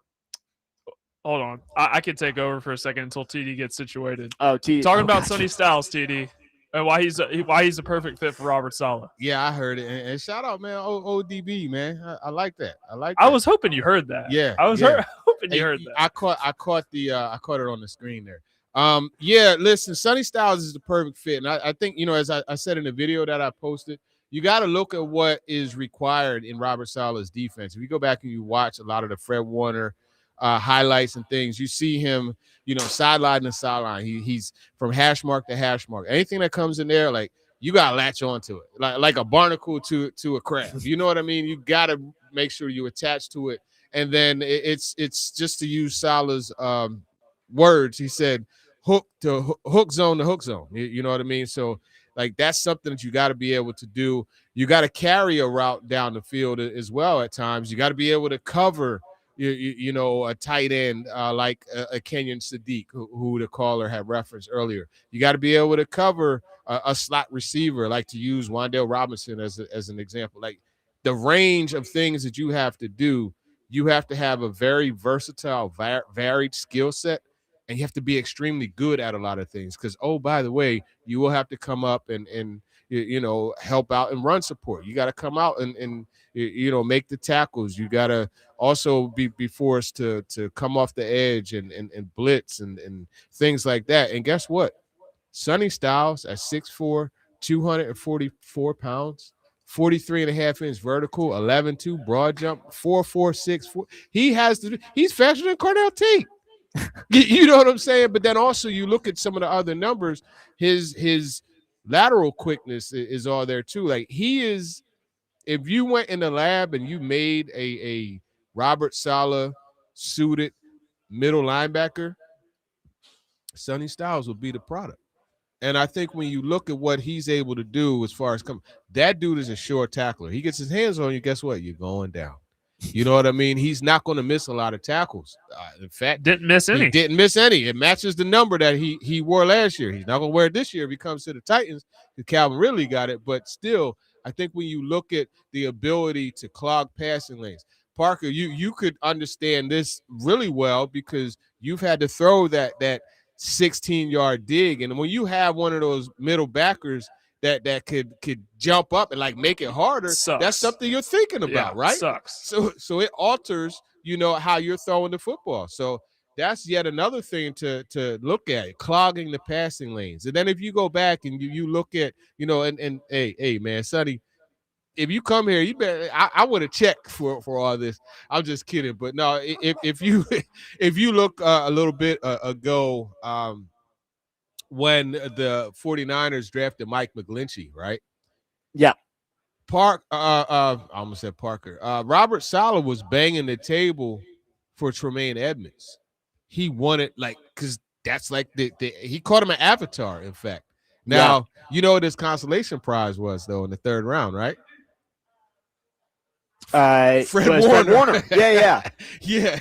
So you do have that, but I mean, look, I say all that to say, I don't know that there's a better fit, just as far as, like, a guy that's tailor-made exactly for that defense. Now, I'm really big on David Bailey coming into the mix, and I think he fits. You know what I mean? But when you look at someone that's, like, literally made for this defense, it's Sonny Styles, man. And I think you have to look at that. And it's funny because I remember Tuesday at the owners' meetings, right? Mike Borgonzi, he says, well, we're going to draft best player available, the top player on our board, regardless of position. And, I'm like, oh, shoot, they are drafting Jeremiah Love. Then the next day, Robert Saleh talked about being happy with the running back room, and he talked about defensive players, specifically edge rushers, being game changers too. And I'm like, oh, I don't know. But now that you sit back and you think about it and you sift through it, I think they were talking about Sonny Styles. Borgonzi was when he talked about BPA regardless of position. And I think it's going to end up that way because I think, I think Bailey's going to be gone by the time they pick at 4. If Bailey is gone, does this turn into like a Robert Saleh, Brian Dable cage match for Sonny Styles versus Jeremiah Love? Like, are they just in the draft room begging to take these, avatar-like linebacker or best running back in the class? Because I'm sure Brian Dable would love to have Jeremiah Love as part of his offense. But in the end, it's Mike Borgonzi's decision on where they're going to go with this. Yeah, it's Borgonzi's decision. But, let's remember Brian Dable is old enough to remember when Saquon Barkley was taken away from him. You know what I mean? But yeah. he's made it work. I mean, you look at the guy, Devin Singletary, he made it work with him. Zach Moss. You look at, Scatterboo last year. Yeah. You look at, what's his name? Taylor, the running back. Tyrone Tracy. Tyrone Tracy. Yeah. You look at him, like these are guys that he's been able to make it work with. So I don't feel, obviously, as an OC, he would love to have him, but I don't think he's going to be banging the table or anything because he's proven that he could do it otherwise, And then there's also other backs. There's a separation. Don't get it twisted. But there's other backs, too, that they could get later. And, look, Tyjae Spears, I feel like if Tyjae can stay healthy. Now, that if word is always a bad one to have come out your mouth. But yeah, a healthy Tyjae Spears is a playmaker, so you do have that as well. Tony Pollard, when they dedicated themselves to the run, he showed that he still has a little bit. In fact, if I'm not mistaken, last year was his he averaged what was it? I think it was 4.5 yards a carry. 4.5 yards per carry. Yeah, third highest average. Fourth highest average, actually. But look, he's it almost like just like forget about it, right? But no, I think Pollard is very, very capable. I wouldn't be surprised if they stick with that. Jeremiah Love would no doubt be more exciting though. Yeah. I think we've said it before. None of the guys you have on the roster and the running back room right now prevents you from drafting Jeremiah Love. But I think if you went into training camp with Tony Pollard, Tyjae Spears, they just signed Michael Carter. Like, I think that's a room you can live with there. 615-737-1025. Speaking of Jeremiah Love, Ryan has called in on our phone lines driven by WilsonCountyHyundai.com wanting to talk about the Notre Dame running back. Ryan, what's up? Thanks for calling. Hey, great show, guys. I love to talk of the draft and everything. Thank you. I think if Jeremiah Love is there, you got to take him. He's already talking on Facebook interviews about being in the Hall of Fame. And if you're going to take a Hall of Fame back, he's the guy to take. So I think if he's there, he's the one. I know I like Sonny Styles. I agree with what you're saying, but I would love for them to take Jeremiah Love. Yeah, Jeremiah Love would be super exciting to see in that offense. And imagine like that first game, you know what I mean? Or imagine that first time he breaks to the outside and you just see him house it. You know what I mean? Like that crowd, they go crazy. Look, man, like those Derrick Henry runs, they went crazy. And when you have a running back that could score like that, yeah, man, you definitely have to consider him. I think he should absolutely be in the mix. I don't know about being the definite pick, but he's someone that it's hard to make an argument against it.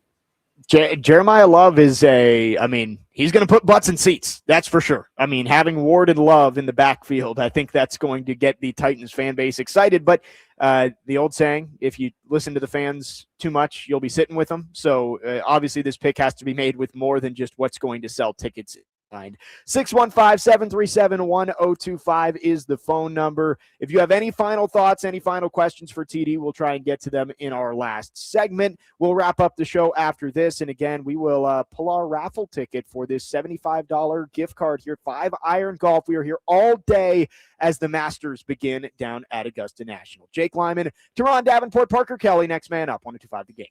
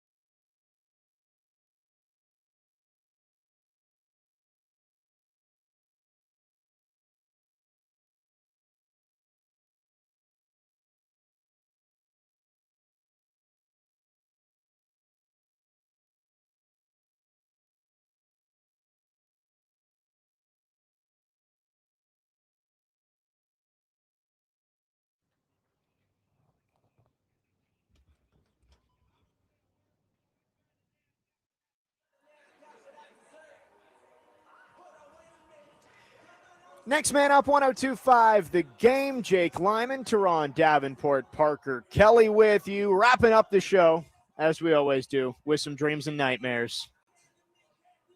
The TD's got the head bob going. We get everybody going into their Thursday afternoon. Yeah. You have Hoodie Mellow, we got you have about Hoodie 10 TD. Yeah, Hoodie TD has been bringing it today. I mean, we started off hot with the analytics conversation, and we just haven't slowed down since. Yeah, man. So we're wrapping up the show, and I've been teasing it. We're doing a little midday raffle here at 5 Iron Golf. So I've got the tickets here. We've been collecting names all day long. All right, we're going to do this one.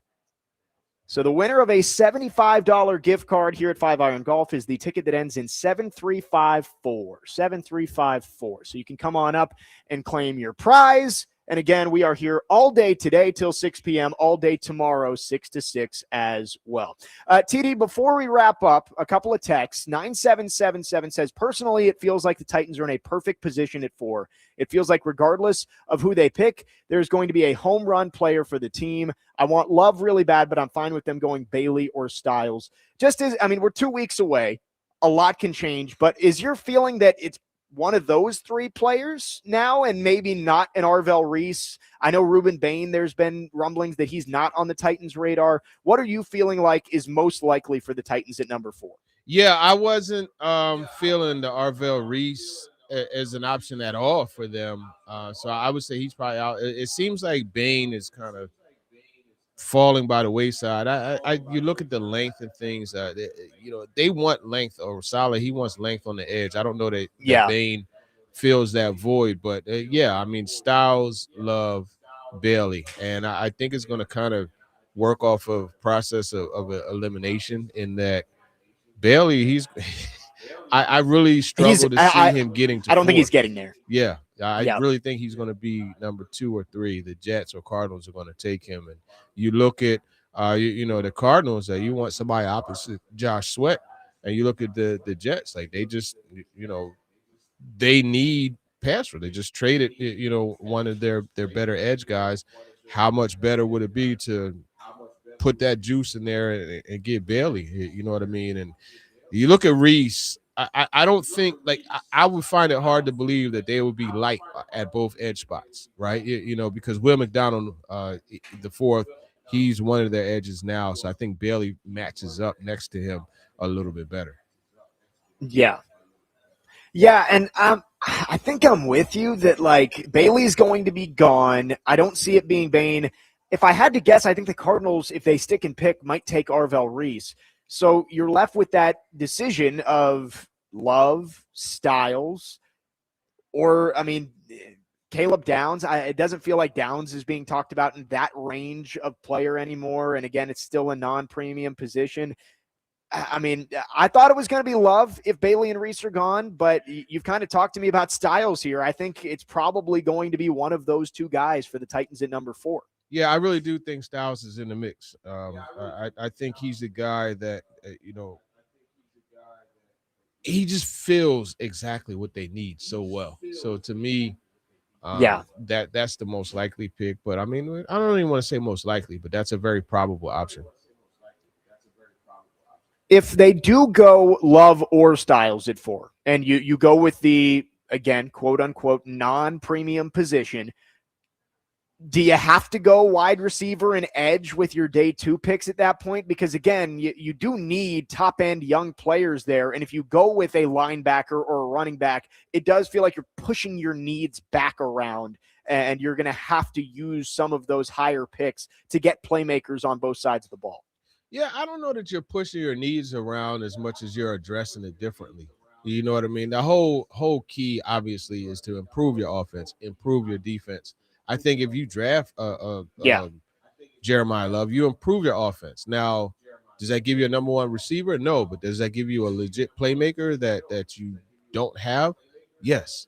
And you look at Sonny Styles, you draft him, that improves your defense. Does that give you an edge rusher? No, but it gives you a very secure option that could help the edge rusher. Because as Parker said, right, when you're throwing that deep in-breaking route, you got that linebacker that clogs the passing lane, you think twice about it.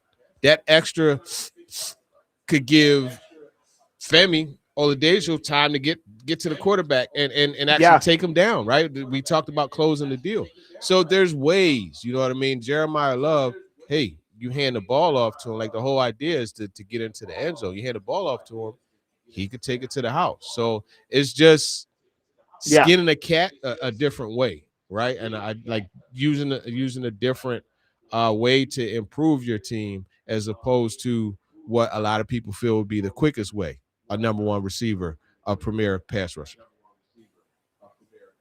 Yeah, and I do think if they do elect to either pass on one of those positions, not take a wide receiver, not take an edge, at least early in the draft where you feel like you're getting a starter or a difference maker, it's going to show you some belief in Femi Oladejo if you pass on an edge, or maybe like an Alec Iamaner if you pass on a wide receiver, because I think a lot of Titans fans view Iamaner as more of a depth option rather than a top-end guy. But if they're willing to pass on wide receiver in this draft, maybe they believe he can elevate to be a starting level wide receiver for a long time. Yeah, and I think that's the thing. It's not just looking at now; it's looking at the future, and a guy that you know, in Iamaner and DK, like, these are guys that you feel will develop. So you don't want to overdraft. You know what I mean? And that's why I think Carnell Tate. Yeah. You know, if you're drafting later, like, he's a really good option. I don't think he's the impact type of player that you could get normally in a top 5 pick. Right. 100%. And it's kind of where we started the show, and that's where we'll end the show there. That, Carnell Tate, good player, probably not worth a top 5 pick for the Titans. TD, always fun having you in. Yeah. It's been a really fun show today. I can't believe we are 2 weeks away from the draft. It's going to be here before we know it. It is going to be here before we know it. So definitely continue to see what goes on, man. The latest edition of As the World Turns with Titans Draft Talk. Teron Davenport in with us on Thursdays. We'll talk to TD next Thursday as well. I am out tomorrow, but we will have you covered the rest of the day today till 6 p.m. right here at 5 Iron Golf as the Masters begins, and then all day tomorrow, 6 to 6 as well. So lots of reason to come out and join us. They got simulators, they got darts, they got food, they got drinks. So make sure you come see us out here in Midtown at 5 Iron Golf. That will do it for us today. Keep it tuned right here. Chase and Big Joe are coming up next on 102.5 The Game.